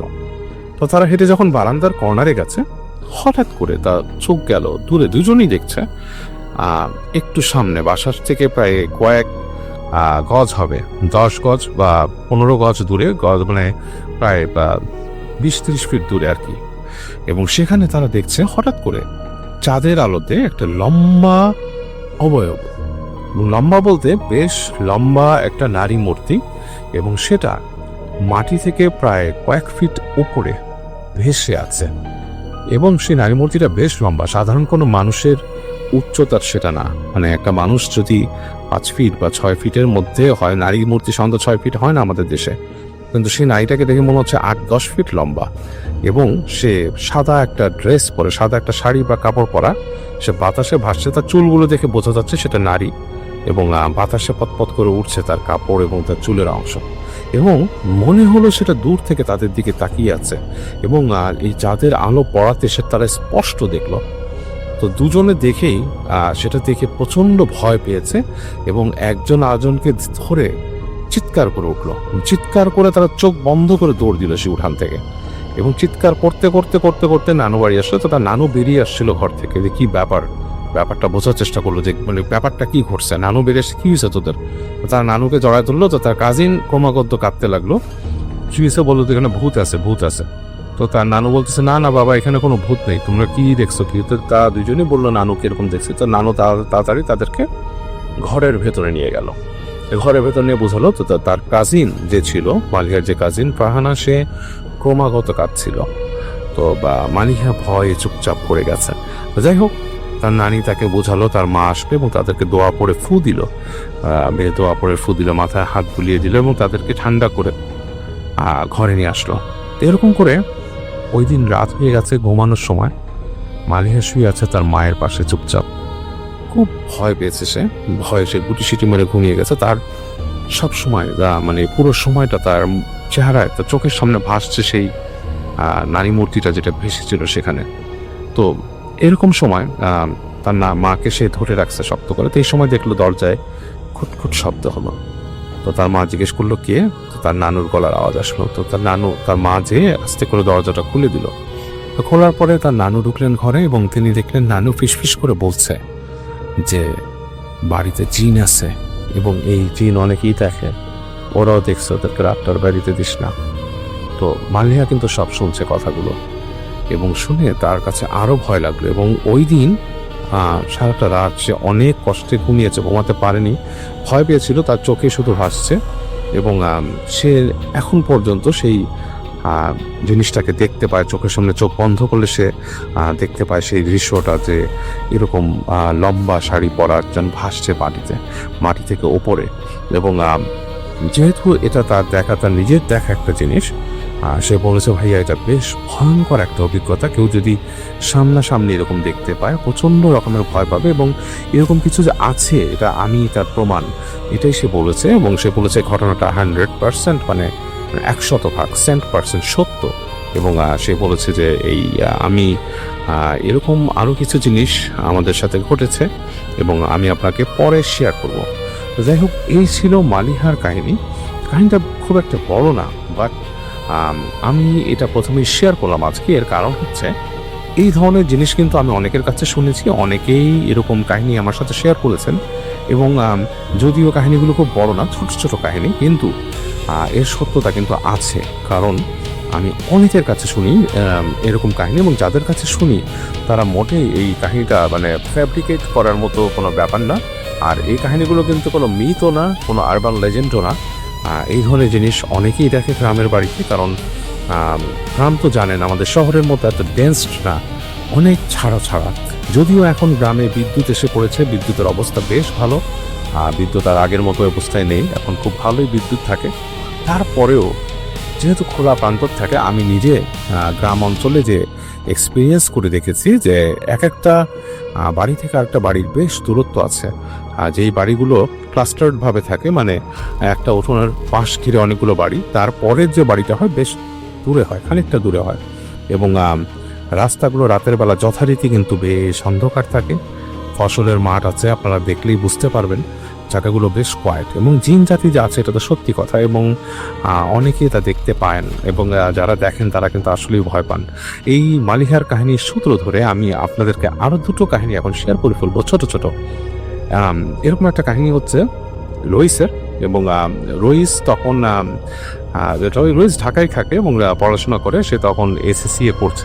তো সে বেড়াতে যায় তাদের মামার বাড়িতে, এবং মামার বাড়িতে যে রাতের বেলা সে দেখে তার মামার বাড়িটাও কাইন্ড অফ এই মালিহাতের বাড়ির মতোই ছিল, যে চারিপাশে ঘর, মাঝখানে উঠোন, এবং এই তাদের পরিবারের বিভিন্ন মানুষ বিভিন্ন ঘরে থাকে। তো যেটা হয়, রইস গ্রামে যে খুব বেশি যেত তা না, খুব কমই যেত, কিন্তু সে মানে যখন একটু বড় হয়েছে, পড়াশোনা করছে, তখন তার কাছে বেশ ইন্টারেস্টিং লাগে যে গ্রামে গিয়ে অনেক ঘটনা শুনে, মাছ ধরার, ঘুরে বেড়ানোর, পিঠা খাওয়ার এসব। তখন হালকা শীত পড়েছে, তো গ্রামের শীতটা ছিল এরকম, হঠাৎ বাতাস এসে জমিয়ে দেয়। সবসময় যতটুকু না শীত, বাতাস যখন বয় তখন বেশ ভালো একটা মানে উইন্ডশিল্ড ফ্যাক্টর, এটা খুব কাজ করে তখন। তো যাই হোক, এরকম একটা শীতের সময় রইসের খুব মজা লাগে, এবং সে ওই দিন তার কাজিনদের সাথে বেশ ঘুরে বেড়ায় এবং বেশ আড্ডা মারে। তো যাই হোক, তার কাজিনদের মধ্যে একজন তাকে বলে যে রইস মামা, তার দুষ্টুমি করে মামা ডাকতো আর কি, বলে যে রাত্রেবেলা যখন বেরোবি তখন কিন্তু সাবধান, ওই ঘর থেকে বেরোলে খুব সাবধানে বেরোবি, কারণ রাতের বেলা কিন্তু এখান দিয়ে মানে অনেক কিছু চলাচল করে। তো রইস জিজ্ঞেস করে যে কি চলাচল করে, তো তখন আরেক ওই কাজিনকে চুপ করাইতে বলে, চুপ এটা, তাই কিছু না, তুমি বাসার থেকে বেরোলে আর কি একটু সাবধানে বেরো, না গ্রাম তো সব খুব থাকে, এটা সেটা থাকে। তো রইস একটু অবাক হয়, যদিও ভৌতিক বিষয় তো তার অনেক আগ্রহ। আজকালকার মানুষ কিন্তু সবাই ভৌতিক বিষয়ে অনেক বেশ আগ্রহী, কারণ অনেকেই হরর মুভি দেখেন, বিভিন্ন শো শোনেন, বিভিন্ন রকমের মানে মুভি শো, এগুলো দিয়ে বেশ মানুষ ইন্টারেস্টেড হয়ে যায়। তো যাই হোক, রইসও বেশ ইন্টারেস্টেড হয়, বাট সে আসলে কথা আর বের করতে পারে না কাজিনদের থেকে। তো রাতের বেলা রইস বাসায় ঘুমিয়েছে, তাকে যে রুমটা থাকতে দেওয়া আছে তার সাথে আর একটা কাজিন থাকে। তো তারা দুইজন দুইটা চৌকি দিয়েছে, মানে রইস এমনিও একা থাকতে পছন্দ করতো, মানে বিছানা একাই থাকতো। তো দুটো চৌকি রুমের মধ্যে, মানে এই পাশে একটা ওই পাশে একটা।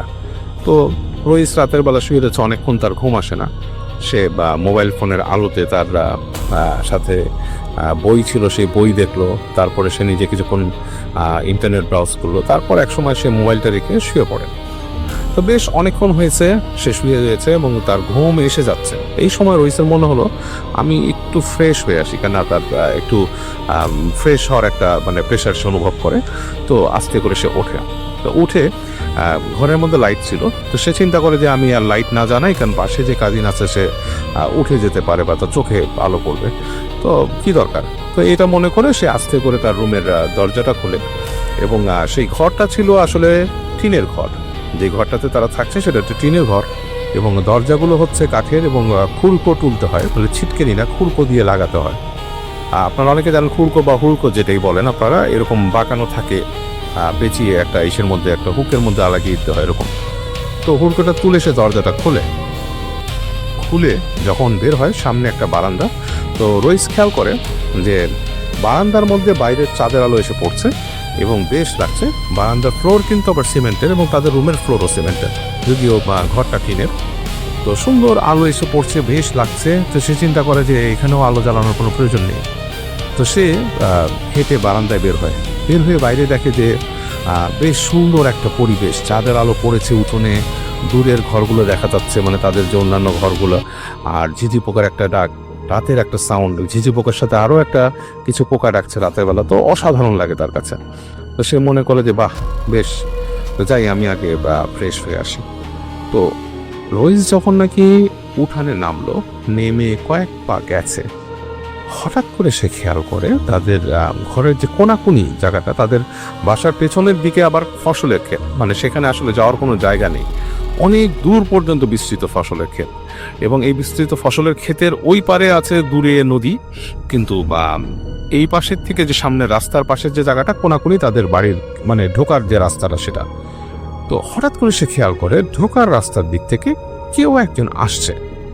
তো সে একটু থতমত খায়, প্রথমে একটু ভয় পায়, কেন অনেকের কাছে শুনেছে গ্রামে নাকি শিয়াল মাঝে মাঝে ঢোকে, মুরগি টুরগি এগুলো নিয়ে যায়, তো বাগদাস ঢোকে। তো রইস একটু চিন্তা করে যে আসলে কি এরকম কিছু, পরে দেখে না মানুষ, মানে মানুষেরই আকৃতি এবং আসছে এবং কাছিয়ে আসছে এবং চাঁদের আলোতে আরো স্পষ্ট হয় যেটা মানুষ এবং শাড়ি পরা একটা মেয়ে মানুষ।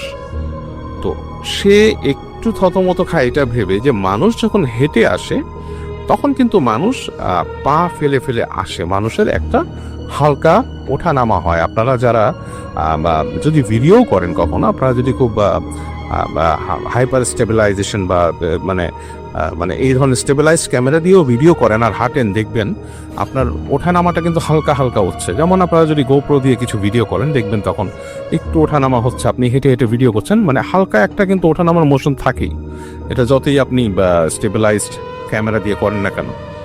তো সে দেখছে যে হেঁটে হেঁটে আসছে, তার কিন্তু হাঁটার ওঠানামা নাই, সে খুব স্টিডি ভাবে, যেমন চাকার উপরে ভর করে যদি কিছু আসে সেইভাবে আসছে।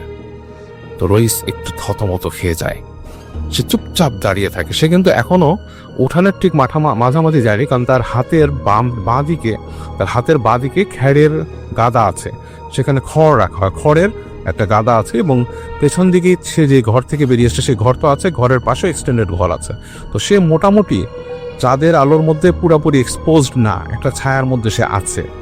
তো সে খেয়াল করে দেখে সেই যে ফিগারটা মহিলার মতো আস্তে আস্তে মনে হচ্ছে চাকায় ভর করে আসছে, লাইক স্কেটিং পা দিয়ে যদি কেউ আসে যেরকম সেরকম আস্তে আস্তে। হঠাৎ করে খেয়াল করলো তার থেকে দূরত্ব মাত্র 7-8 ফিট। এই সময় সে দেখলো সে যে আসছে সে থেমে গেল, মানে রইসের উপস্থিতি সেটা বুঝতে পেরেছে সেই মানুষটা। তো রইসের না গায়ের পুরো কাটা দিয়ে উঠলো, কারণ চাঁদের আলো তখন পড়েছে সেই মেয়ে মানুষটার গায়ে। সে খেয়াল করলো তার মাথায় কাপড় নাই, কাপড়টা অনেকটাই নামানো, চুলগুলো উস্কো খুস্কো এবং চাঁদের আলো বোঝা যাচ্ছে অনেক রিঙ্কেলড একটা ফেস, মানে একটা বয়স্ক বৃদ্ধা মহিলা টাইপের। এবং সে যে থেমে দাঁড়িয়ে ঘুরে রইসের দিকে তাকালো। রইস তখন চাঁদের আলো পড়তে দেখলো চেহারাটার উপরে এবং সে স্পষ্টভাবে দেখলো যে সে নারী মূর্তিটার চোখের ভেতরে অংশ পুরো কালো, মানে মনে হচ্ছে চকচকে কালো দুটো চোখ এবং মানে ভেতরে কোনো মণি বা কিছু মানে উপস্থিতি নেই, মানে পুরো ডার্ক কিন্তু চকচক করছে ভেতরটা। এবং তার দিকে তাকালো, চুলগুলো উস্কো খুস্কো, মানে পুরো সাদাও না, মানে কালচে সাদা টাইপের চুল এবং চোখগুলো ওরকম চকচক করছে এবং চোখের মধ্যে চাঁদের আলো পড়ায় চকচকটা বোঝা যাচ্ছে, কিন্তু পুরো কালো চোখ, পুরো ব্ল্যাক আই। এবং তার দিকে তাকিয়ে আছে। রইসের সারা শরীর একটা ঝাঁকুনি লাগলো, ইলেকট্রিক শক খাওয়ার মতো। সে 1 সেকেন্ডের মধ্যে সে দেখলো যে নারী মূর্তিটা যা সে পিছলে আসছে, সে পিছলে আসছে না, সে মাটির থেকে প্রায় হাতখানেক ওপরে ভেসে আছে এবং পা দুটো পেছন দিকে বাঁকানো। মানে পা দুটো কিন্তু মানুষের যেমন সামনের দিকে থাকে, তার পা দুটো পেছন দিকে ঘুরানো। রইস প্রচণ্ড একটা ইলেকট্রিক শক খাওয়ার মতো সে শক খেয়ে গেল এবং সে কিছু বুঝে ওঠার আগেই সে নারী মূর্তিটা তার দিকে তাকিয়ে একটা শব্দ করলো, খ্যাক করে একটা শব্দ করলো এবং রইস প্রচণ্ড জোরে পেছন ফিরে দৌড় দিল। দৌড় দিয়ে সে ঘরের মধ্যে দরজার উপরে এসে পড়লো কোনো মতে। এত জোরে পড়লো সে, দরজার মধ্যে হুড়মুড় করে শব্দ হওয়াতে সাথে সাথে তার সেই কাজিন সে লাফ দিয়ে উঠছে, কে কে কে বলে উঠলো এবং সে রইস ভয়ে চুপ করে আছে, কোনো কথা বলছে না। তার কাজিন নিজেও ভয় পেয়েছে। কাজিন এই সাউন্ড শুনে হঠাৎ করে অন্ধকারে প্রচণ্ড ভয় পেয়েছে। সে উঠলে কি হয়েছে, এই রইস রইস বলে ডাক দিল। তো রইস চুপ করে আছে। তারপরে তার কাজিন উঠে বাতি জ্বালছে, দেখলো যে রইসের সারা শরীর ঘেমে নিয়ে একাকার। কি হয়েছে তাকে জিজ্ঞেস করে চোখে উত্তর পাওয়া গেল না। রইস ওই দিন রাতে প্রচণ্ড রকমের ভয় পেল এবং সে একা ঘুমাতেই পারলো না। তার সাথে তার কাজিন থাকলো, আরও একটা কাজিন উঠে আসলো এবং তারা সবাই চুপচাপ বসেছিল। রইসের চাচা চলে আসলো এবং এসে তাকে ফু দিল, দোয়া পড়লো, বললো ভয় পাইছে প্রচণ্ড রকমের। তো যাই হোক, তো কাজিনদের দ্বারা পরিবেষ্টিত হয়ে রাতের বেলা রইস ছিল এবং রইসের নাকি শুধু মনে হচ্ছিল সেই বুড়িটা চলে আসবে সেই দরজা দিয়ে। এবং সারা রাত সে ভয় পাচ্ছিল, সে কাজিনদের সাথে কথাও বলছিল না ঠিক মতো। তো এই ঘটনা রইস প্রচণ্ড ভয় পায়। পরদিন সে সরাসরি ঢাকায় চলে আসে এবং ঢাকায়ও তাকে নিয়ে আসতে হয় সাথে করে, একা আসতে পারেনি। এবং বেশ কিছুদিন এরকম ভয় ছিল। তার বাবা মা তাকে মসজিদের হুজুর এনে তাকে ঝাড়ায় এবং রইস বলে যে এটা তার জীবনে দেখা একটা ভয়ঙ্করতম অভিজ্ঞতা। থ্যাংক ইউ সো মাচ আপনার ঘটনার জন্য। আপনাকে অনেক ধন্যবাদ। এবং আমরা চলে যাব আমাদের পরবর্তী অতিথির কাছে। আশা করছি যে তার যে শোনানো ঘটনাটা, সেই ঘটনাটা আপনাদের ভালো লাগবে। এবং আমি এখন যেটা করব সেটা হচ্ছে চলে যাব সরাসরি আমাদের পরবর্তী যে অতিথি আছেন তার কাছে। তো একটা ঘটনা শেয়ার করতে চাই। এটা হচ্ছে বাংলাদেশি হরিজনের ঘটনা। এক বড় ভাইয়ের কাছ থেকে শোনা, যিনি হচ্ছে আমার রুমমেট। তো এটা হচ্ছে ওনার নানা বাড়ির ঘটনা আর কি। তো ওনার নানা যখন মানে বিয়ে করলেন নতুন করে সংসার, তখন তিনি অনেক অল্প টাকা, সেই সময়টা হচ্ছে যুদ্ধের অনেক আগের সময়। তো সেই সময় তারা অনেক মানে স্বল্প মূল্যের ভিতরে একটা জায়গা কিনেছিলেন ভোলার কোনো একটা জায়গায়। তো তাদের জমি জায়গা যে জায়গাগুলো ছিল, জায়গাটা একদমই মানে ব্যারেন, মানে ওইখানে কোনো মানুষজন থাকে না, এরকম একটা অবস্থা। কোনো মানুষজন নেই এবং ওখানে সব ধরনের মানে ঝোপঝাড় ছিল, ওইখানে কোনো মানুষের আবাসস্থল ছিল না। কিন্তু তখন ওই সময় আর কি ব্রিটিশ পিরিয়ডের মানে শেষ সময়টা, তো তখন একটা প্ল্যান ছিল যে ওইখানে একটা রাস্তা হবে আর কি। তো ওই কারণেই আমার ওই বড় ভাইয়ের নানা ওইখানে জায়গাটা কেনার চিন্তা ভাবনা করেন। তো জায়গা কেনার বেশ কিছুদিন পরে উনি যখন বাসা করার সিদ্ধান্ত নেয়, তখন তিনি নানা ধরনের স্বপ্ন দেখা শুরু করলেন যে ওইখানে বাসা করা যাবে না, বাসা করলে ক্ষতি হবে, তো বিভিন্ন নানাবিধ সমস্যা হবে। আর তারপরেও তিনি নাছোড়বান্দা, উনি তোয়াক্কা করলেন না। উনি চিন্তা করলেন যে না, সেখানে তিনি বাসা করবেনই। তো পরবর্তীতে তিনি বাসা করলেন এবং বাসা করার পরে বাসা উঠান, রাস্তা সব কিছু করে নতুন বাসা থাকা শুরু করলেন। তো তখন একটা নতুন সমস্যা শুরু করলো। প্রত্যেক দিন রাত্রেবেলা তাদের বাসায় আপনার মানে চালের উপর ইট পড়ে, বা তারপর হচ্ছে ডাব গাছের থেকে ডাব পড়তেছে, এরকম শব্দ হচ্ছে। বাইরে এসে তারা দেখে যে কিছু নাই। এরকম প্রতিদিনই হয়। রাত্রেবেলা প্রচুর ঢিল মারে। তো দিন যত যায় তো উৎপাত বাড়তে থাকে। তো পরবর্তীতে ওই আমার মানে ওনার নানা যে ছিলেন, উনি একজন হুজুরের সাথে কথা বলেন। তো হুজুর দেখেন, আপনারা যেখানে থাকেন এটা হচ্ছে মানে জিনদের মানে আবাসস্থল ছিল, এখানে আপনি ঘর বাড়ি করেছেন, এটা ওরা চায় না আপনারা এখানে থাকেন। উনি বলেন যে আমি অনেক মানে কষ্ট করে জায়গাটা কিনেছি, আমি এটা ছাড়তে চাচ্ছি না, তো এটা করণীয় কী করা যায়। তো হুজুর বললেন যে বাসাটা বন্ধ করে দেওয়া যায়। তো বাসাটা বন্ধ করলে যেটা হবে, আপনার বাসার ভিতরে কোনো ক্ষতি হবে না, বাট বাসার আশেপাশে বাইরে ক্ষতি হওয়ার সম্ভাবনা অনেক বেশি। তো পরবর্তীতে তার বাসাটা বন্ধ করে দেওয়া হয়। বাসার চারপাশে 4টা যে রিচুয়ালস আছে আর কি, আজান দিয়ে গজান মেরে বন্ধ করে দেওয়া হয়। সেই বন্ধ করে দেওয়া হয়। বাসা বন্ধ করে দেওয়ার পরে নতুন সমস্যার উদ্ভব আর কি। তো বাসার বাইরে তখন দেখা যায় যে রাস্তাটা ব্যবহার করা হয়, কারণ এটা তো মেন রাস্তা না, শাখা রাস্তা। তো ওই রাস্তা দিয়ে দেখা যায় যে বাসায় ঢোকার সময় অনেকেই অনেক রাত্রেবেলা অনেক কিছু দেখতে পারে। অনেকে গায়ে দেখা যায় যে কাদা ছুঁড়ে, ইটা ছুঁড়ে, ঠিক আছে।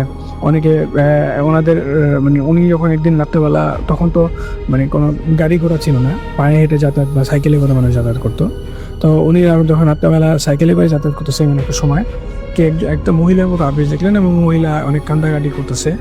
তো উনি হঠাৎ করে চিন্তা করলেন এইখানে রাতে ওনার পরিবারের কেউ নাকি, তো এটা দেখার জন্য উনি আর কি সাইকেলটা থামাইছে। তো পরবর্তীতে যখন সাইকেলটা থামায়, যখন তিনি ওই মহিলার সাথে কথা বলতে যাবেন, পিছন থেকে দেখলেন যে তার সাইকেলটাকে যে ধাক্কা দিয়ে ফালা দিছে। তো সেই সাইকেলটা উঠায় দেখেন যে ওই মহিলাটার নেই। তো পরবর্তীতে সে খুব দ্রুততার সাথেই সাইকেলটা গাদা থেকে উঠায় বাসায় চলে গেলেন, এবং পরবর্তীতে সেই কবিরাজের সাথে আবার কথা হলো। তখন কবিরাজ বলে, দেখেন এখানে আপনারা একা থাকতেছেন, একা থাকার কারণে এই সমস্যাগুলো হচ্ছে, বাড়তেছে। তো আপনাদের যেটা করতে হবে সেটা হচ্ছে আপনার বাসার আশেপাশে যে জায়গাগুলো আছে এই জায়গাগুলোতে আপনার আত্মীয় স্বজনদেরকে নিয়ে আসেন, এবং আপনারা 5-6টা ফ্যামিলি একসাথে থাকা শুরু করেন আর কি। তো যথাক্রমে তিনি তাই করলেন। তার চাচাতো ভাই, মামাতো ভাই যারা ছিলেন সবাইকে তিনি সেখানে নিয়ে আসলেন, এবং সবাই ছোট ছোট পরিসরে তাদের জায়গাগুলো নিয়ে কিনে, তখন জায়গা অনেক সস্তা ছিল, তো তাদের জন্য এটা ভালো ছিল সব একান্নবর্তী ফ্যামিলি একসাথে থাকা। তো তাই শুরু করলেন। তো আস্তে আস্তে এই ঘটনাগুলো মানে যখন মানুষের ওইখানে মানুষ আসা শুরু হলো, ঘটনাগুলো আস্তে আস্তে হালকা হয়ে যাওয়া শুরু হলো, প্রবলেমগুলো কমে যাওয়া শুরু হলো। তো এই ছিল ঘটনা। তারপরে হচ্ছে বেশ কিছুদিন পরে আমার ওই ফ্রেন্ড, মানে বড় ভাই যে ওনার মামা হচ্ছে মানে তারা হচ্ছে বয়সে বড় হয়ে গেছেন, স্কুলে যাতায়াত করেন। তো এটা হচ্ছে যুদ্ধের পরের ঘটনা। তো উনি হচ্ছে তখন একটা চাকরির জন্য উনি মানে ভোলা থেকে বরিশাল যাবেন। তো তিনি ওইখানে তখন লঞ্চ ছিল, ভোলা থেকে লঞ্চে চলাচল করা যেত। তো লঞ্চে করে চলে গেলেন। লঞ্চে করে চলে যাওয়ার পরে সেদিন রাতে খুব ঝড় তুফান হয়েছিল। তো ঝড় তুফানের কারণে ওনার নানা দেখলেন যে একজন লোক আসতেছে সাইকেলে করে। তো পরে দেখলেন যে তার ছোটো মামা চলে আসছে, সে যায় নাই। তো তাকে মানে সে বাসায় ঢুকে কারোর সাথে কোনো কথাবার্তা বলো না, সরাসরি তার রুমে চলে গেল, এবং রুমে গিয়ে দরজা লাগাই দিল। তারপরে আর কোনো খোঁজখবর নেই। তো হঠাৎ করে সকালবেলা মানে তারা ঘুমের থেকে উঠে দেখে যে আসলে ওই তার মামার রুমে কেউ নেই, এবং দরজাটা ভিতর থেকে লাগানো, রুমের ভিতরে কেউ নাই। অলরেডি ঘরের ভিতরে হইচই শুরু হয়ে গেছে, তার মামা কোথায় গেলেন, ঠিক আছে। এবং এর ভিতরে তার মামা সে সময় টেলিগ্রাম করে তাকে খোঁজ জানতে চাওয়া হলো, এবং সে বললো যে সে ঝড় তুফানের কারণে আটকে গেছেন, সে আসতে পারতেছেন না। তো সে বাসার জন্য কেউ চিন্তা না করে সেই কারণে একটা ইমার্জেন্সি ভিত্তিতে টেলিগ্রাম করা হয়েছে, যেন তারা কোনো টেনশন না করে। তো এই ঘটনা শুনে ঘরের ভিতরে পরেই তাদের আশেপাশে যে ফ্যামিলিগুলো আছে এর ভিতরে হইচই রোল করে গেল, কে ঢুকলো তাদের বাসায়, এবং ঢুকে আর বের হইল না, ঠিক আছে। এবং সাইকেলটা কিন্তু তার সেই সাইকেলের মতো একটা সাইকেল কিন্তু সেখানে রয়ে গেছে। তো পরবর্তীতে 2 দিন পরে তার ওই ছোটো মামা বাসার একটা সে বললেন যে প্রচণ্ড ঝড়ের ভিতরে তখন মানে সে যখন বরিশালে গেল, তো প্রচণ্ড ঝড়ের ভিতরে তিনি তার সাইকেলটা রেখে একটা দোকানের ভিতরে আশ্রয় নিয়েছিলেন বৃষ্টি থেকে বাঁচার জন্য। তখন মানে বৃষ্টি শেষ হয়ে যাওয়ার পরে তখন দেখলেন যে তার সাইকেলটা চুরি হয়ে গেছে, মানে সাইকেলটা পাওয়া যাচ্ছিল না। তো সেই কোনো রকম পথে রাস্তায় হেঁটে বা পাবলিক ট্রান্সপোর্টেশন ব্যবহার করে লঞ্চের মাধ্যমে সে ভোলায় এসে তাকে খোঁজ দেওয়া হয়, এবং পরবর্তী থেকে বাসায় নিয়ে যাওয়া, ঘরে ঢুকানোর সময় সেভাবে গোসল করে তারপর হচ্ছে কবিরাজের ঝেড়া তাদেরকে করা হয়। তো তার কোনো সমস্যা ছিল না, কিন্তু ওই জিনিসটা বাসা যাওয়ার পর থেকে তাদের ঘরের ভিতরে বিভিন্ন সমস্যা হতো। রাতেরবেলা ঘুমানোর পরে দেখা যায় যে ঘরের ভিতরে যে হাঁড়ি পাতিল থাকে এগুলা শব্দ হতো, ঠিক আছে। অনেকে ঘুমানোর সময় দেখা যেত যে হঠাৎ করে খাটটা মানে কে জানি নাড়া দিছে, খাট ধাক্কাচ্ছে, এই জিনিসগুলো খুব বেশি বেড়ে গেল। রুম গুছানোর পরে দেখা যায় যে রুম অগোছালো হয়ে থাকে। তো পরবর্তীতে আবার বাসায় একটা হুজুর আনা হলো। তো হুজুর বললো যে খারাপ কিছু একটা বাসায় ঢুকে গেছে, এবং সেটা এই বাসাতেই আছে, এটা করতে হলে তাদের আবার হচ্ছে মানে কোনো একটা রিচুয়ালস করতে হবে। যদিও সে বাড়িটা বন্ধ করা ছিল, বাট এটা কীভাবে কী হলো সে জানতো না। পরবর্তীতে অনেক মানে ব্যবস্থা বা অনেক রিচুয়ালস করে আবার সেই জিনিসটাকে বাসা থেকে বের করা হলো, এবং সেটা সহজে দিতে চাচ্ছিল না আর কি। তো তার সাথে ওরকম একটা ভোগের ব্যবস্থা করা হলো যে তাকে ভোগ দিতে হবে, ইলিশ মাছ দিতে হবে, তাহলে সে বাসা থেকে বের হবে। তো পরবর্তীতে তাকে বাসা থেকে বের করে দেওয়া হলো। তো এই ছিল। তারপরে হচ্ছে শেষ যে মর্মান্তিক ঘটনাটা ঘটিল, মানে এটা হচ্ছে ওনাদের পাশে যে মানে আত্মীয় স্বজনদের বাসা ছিল, তো ওইখানে ওনার একটা খালা ছিল, মানে ওনার হচ্ছে দুঃসম্পর্কে খালা। উনি মানে দেখতে খুব সুন্দর ছিল, বাট কালোর ভিতরে কিছু মানুষ থাকে যে অনেক সুন্দর লাগে। তো উনি আর কি, ওনার খালাটা ওইরকম ছিল। তো ওনার বিয়ের প্রস্তাব আসছিল মানে ওই তৎকালীন সময়ে ওনাদের পাশের এলাকা গ্রামের এক ছেলে, উনি স্কুল মাস্টার আর কি। তো ওনার খালাকে দেখে খুব পছন্দ হয়েছে। তো বিয়ের জন্য প্রস্তাব দেওয়া হয় এবং দুই ফ্যামিলি রাজি হয়। তো ওনার বিভিন্ন সমস্যা ছিল বলতে ওনাকে অনেক আগে থেকে প্রসেস করা হয়েছিল, কোনো একটা কিছুতে প্রসেস করছিল। তো সে প্রায় হঠাৎ অপ্রকৃতস্থ মানে ব্যবহার করতো, বা হঠাৎ করে তার মানে ব্যবহারে হতো, সে সবার সাথে গালাগালি করতো, ঘরের জিনিসপত্র ভাঙচুর করতো, আবার অটোমেটিক ঠিক হয়ে যেত। আর যখন সে ঠিক হয়ে যেত, তার অরিজিনাল যে বিহেভিয়ার আসতো সেটা ছিল চমৎকার মানে ওনাকে এখনও নাকি ওনার ফ্যামিলির সবাই এটা মানে মনে করে আর কি। তো বিয়ের রাতের দিন, গায়ে হলুদের রাতের দিন তাকে পুকুর পাড়ে সে মানে গিয়েছিল আর কি গোসল করার জন্য বা এরকম কিছু। তো এটা সন্ধ্যার সময় ছিল। তো তাদের ফ্যামিলি থেকে মানে তাকে নিষেধ করা হয়েছিল, কিন্তু সে একটু মানে সাহসী, সেই কারণে আর কি সে একে গিয়েছিল। তারপরে তার লাশ পাওয়া যায়নি সেদিন রাতের বেলা, মানে তাকে খুঁজে পাওয়া যায়নি। পরবর্তীতে সকালবেলা ওই পুকুরে তার লাশটা ভেসে ওঠে। তো এই ধরনের ঘটনাগুলো অহরহ ঘটে এখনও নাকি তাদের মানে বাড়ির আশেপাশে এই ধরনের ঘটনাগুলো ঘটে। তার পরবর্তীতে ওই হুজুরটা মারা গেছেন, তার নানা বেঁচে আছেন। বাট হুজুরের যে উত্তরসূরি যারা ছিলেন তারা বলেছেন যে এরা আসলে এখান থেকে যাবে না, কিন্তু মানে এরাও এখন চায় না যে তাদের সাথে এদের কোনো ঝামেলা হোক। কিন্তু বহিরাগত আসছে যখন, ওই এলাকায় এখন অনেক বহিরাগত বা অনেক মানুষ গিয়ে মানে বাড়িঘর কিনে তারা স্থানীয় হয়ে গেছেন। তো এখন আসলে সাধারণত আগে মতো তো উৎপাত হয় না, কিন্তু তা এখনও নাকি রাত্রেবেলা মাঝে মাঝে মানে 12টা-1টার পরে কেউ যদি রাস্তা দিয়ে আসেন তাদের বিভিন্ন নানাবিধ সমস্যার সম্মুখীন হতে হয়। এটাই আমি জেনেছিলাম, এইটাই ঘটনাটা কালেক্ট করলাম। থ্যাংক ইউ সো মাচ, আপনার ঘটনার জন্য আপনাকে অনেক ধন্যবাদ। চলে যাব আমাদের দ্বিতীয় ঘটনায়। তার আগে বলে রাখি, আপনারা যারা আছেন যাদের কাছে আমার ঘটনাগুলো ভালো লাগে তারা অবশ্যই আমাকে সাবস্ক্রাইব করবেন, লাইক করবেন এবং কমেন্টে জানাবেন। আর হ্যাঁ, আপনাদের সাথে ঘটে যাওয়া ঘটনাগুলো আমার সাথে শেয়ার করবেন। চলুন বেশি কথা না বলে চলে যাই আমাদের পরবর্তী ইমেলে। আমাদের পরবর্তী ইমেলটি হলো একটি অ্যাম্বুলেন্সের ঘটনা। অ্যাম্বুলেন্স নিয়ে অনেক ধরনের ভৌতিক বা প্যারানর্মাল অ্যাক্টিভিটির কথা শোনা যায়। যেহেতু অ্যাম্বুলেন্সের ভিতরে শেষ মুহূর্ত এবং মৃত্যুর সাথে সরাসরি যুদ্ধ করে, তাই একে ঘিরে নানা মানুষের অদ্ভুত অভিজ্ঞতা রয়েছে। এই ঘটনাটি ঘটেছিল করিম চাচার সাথে। করিম চাচা যেভাবে আমাকে বলেছিল ঠিক সেভাবেই লিখছি। তিনি দীর্ঘ 20 বছর ঢাকার একটি সরকারি হাসপাতালে কাজ করছেন। শক্ত মনের মানুষ হিসাবে তার বেশ সুনাম ছিল।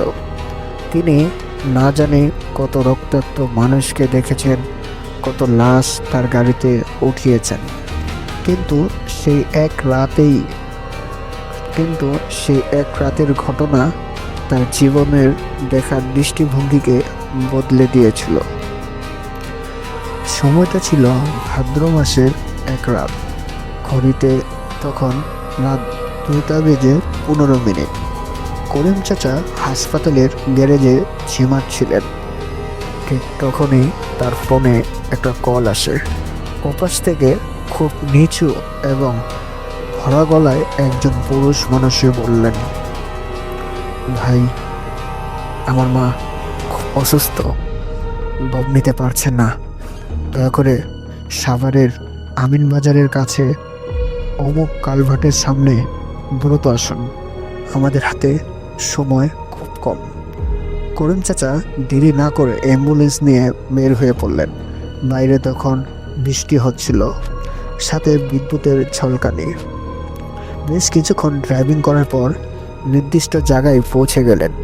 করিম চাচা দেখলেন রাস্তার ধারে বড় একটা বট গাছের নিচে 4-5 জন মানুষ দাঁড়িয়ে আছে। সবার গায়ে ধবধবে সাদা পাঞ্জাবি বা চাদর। বৃষ্টির মধ্যেও তাদের কাপড়গুলো কেন যেন একদম শুকনো লাগলো, কিন্তু সেই মুহূর্তে করিম চাচা সেটা খেয়াল করেনি। করিম চাচা দ্রুত স্ট্রেচারটি বের করে সাদা চাদরে ঢাকা একজনকে অ্যাম্বুলেন্সের পেছনে তুলে নিলেন। করিম চাচা তখন জিজ্ঞাসা করলেন, আপনাদের মধ্যে কেউ সামনে বসবেন না? তখন একজন ছায়ার মতো মানুষ উত্তর দিল, আমরা পিছনের বাইকে আসছি, আপনি রোগীকে নিয়ে দ্রুত হাসপাতালে যান। করিম চাচা আর কিছু না বলে দ্রুত স্টিয়ারিংয়ে বসলেন, গাড়ি স্টার্ট দিয়ে দ্রুত চালাতে লাগলেন। বেশ কিছুক্ষণ পর করিম চাচা খেয়াল করলেন গাড়ির ভিতরটা যেন নিস্তব্ধ হয়ে আছে। সাধারণত অ্যাম্বুলেন্সের পেছনের অক্সিজেনের সিলিন্ডার বা স্ট্রেচারের টুংটাং শব্দ হয়, কিন্তু পিছনের কেবিনটা ছিল একদম নিস্তব্ধ। হঠাৎ তিনি খেয়াল করলেন বাইরে ভাদ্র মাসের গরম থাকলেও গাড়ির ভিতরটা যেন বরফের মতো ঠান্ডা হয়ে আছে। তার নিঃশ্বাস হওয়ার মতো বের হচ্ছিল। হঠাৎ লুকিং গ্লাসের পেছনে দিকে তাকাতেই করিম চাচার শির দ্বারা দিয়ে একটা শীতল বাতাস বয়ে গেল। তিনি দেখলেন স্ট্রেচারের শোয়ানো সেই চাদরটা ঢাকা, শরীরটা ধীরে ধীরে উঠে বসছে। কিন্তু আশ্চর্য এই বিষয় হলো, চাদরের ভিতরে কোনো মানুষের অবয়ব বোঝা যাচ্ছে না, যেন শুধু চাদরটাই বাতাসে ভেসে আছে। ভয়ে করিম চাচার হাত কাঁপতে শুরু করলো। তিনি সাহস করে গাড়ি থামালেন, সাহস সঞ্চয় করে পিছনের দরজাটা সজোরে খুললেন। কিন্তু দরজা খুলতেই তিনি যা দেখলেন তার জন্য প্রস্তুত ছিলেন না। পুরো অ্যাম্বুলেন্স খালি, না আছে সেই রোগী, না আছে সেই চাদর। শুধু মেঝেতে পড়ে আছে সাদা কাপড় আর তীব্র একটি পচা গন্ধ।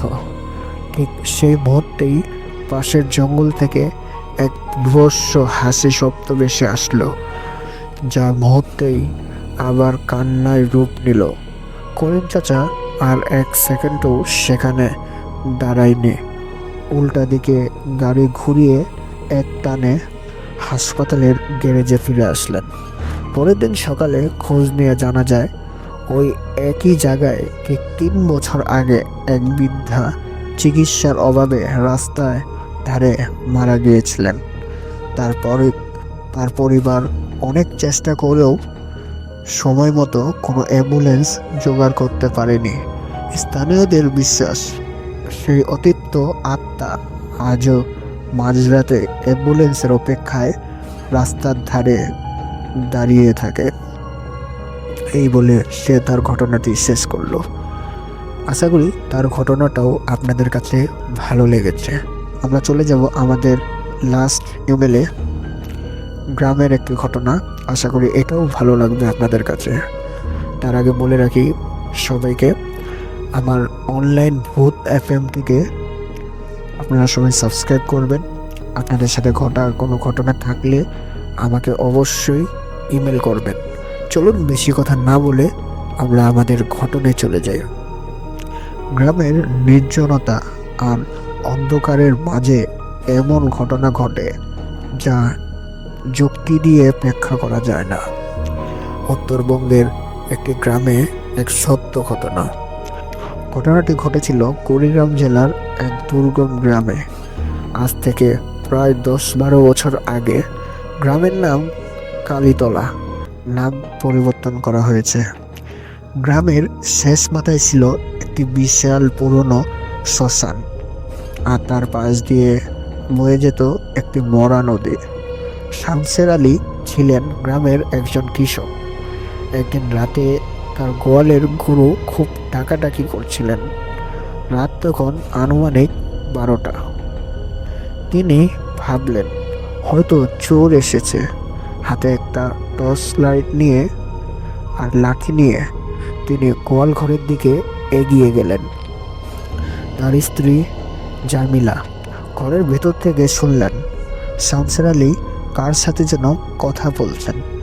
তিনি বিড়বিড় করে বলছেন, হ্যাঁ আসছি, আরে যাচ্ছি তো।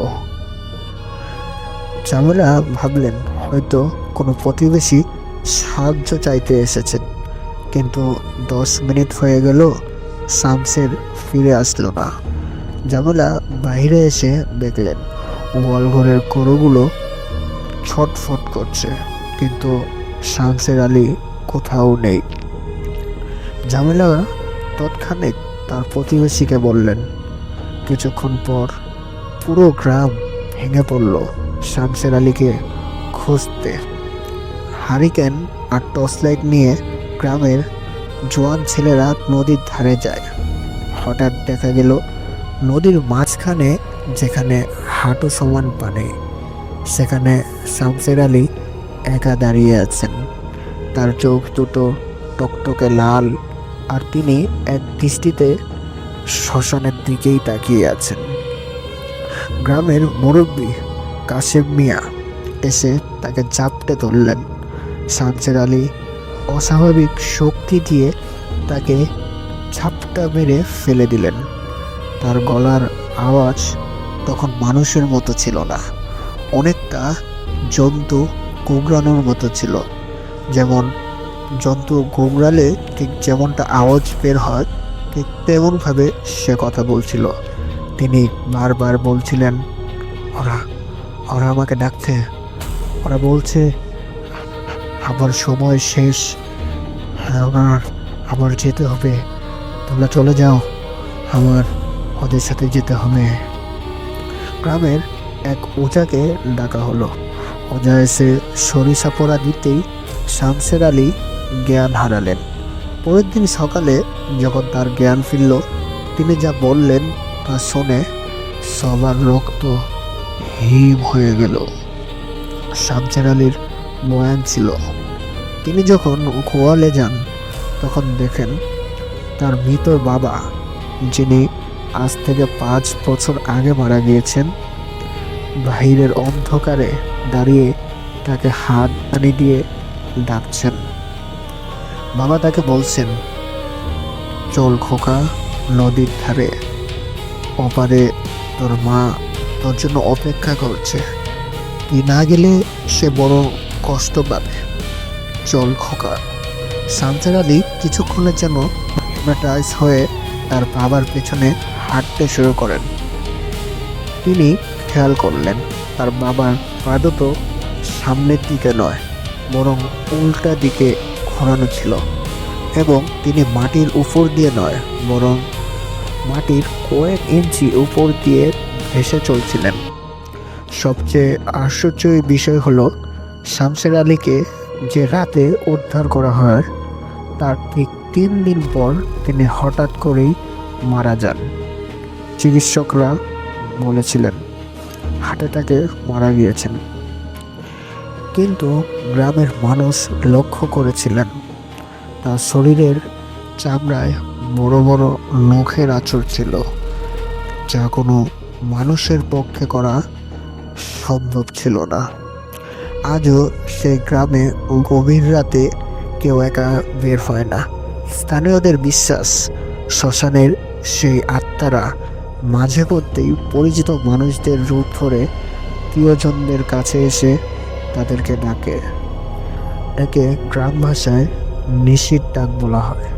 গ্রামের নির্জন পথে রাতে হঠাৎ করে কেউ পিছন থেকে ডাকলে কখনোই সাড়া দিবেন না।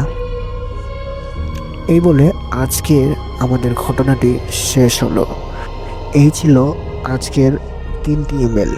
আশা করি আপনাদের কাছে ভালো লেগেছে।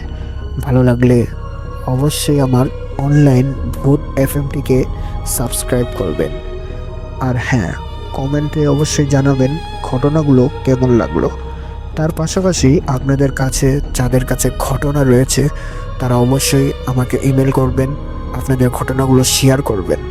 হতে পারে পরবর্তী ঘটনাটি আপনার হতে পারে।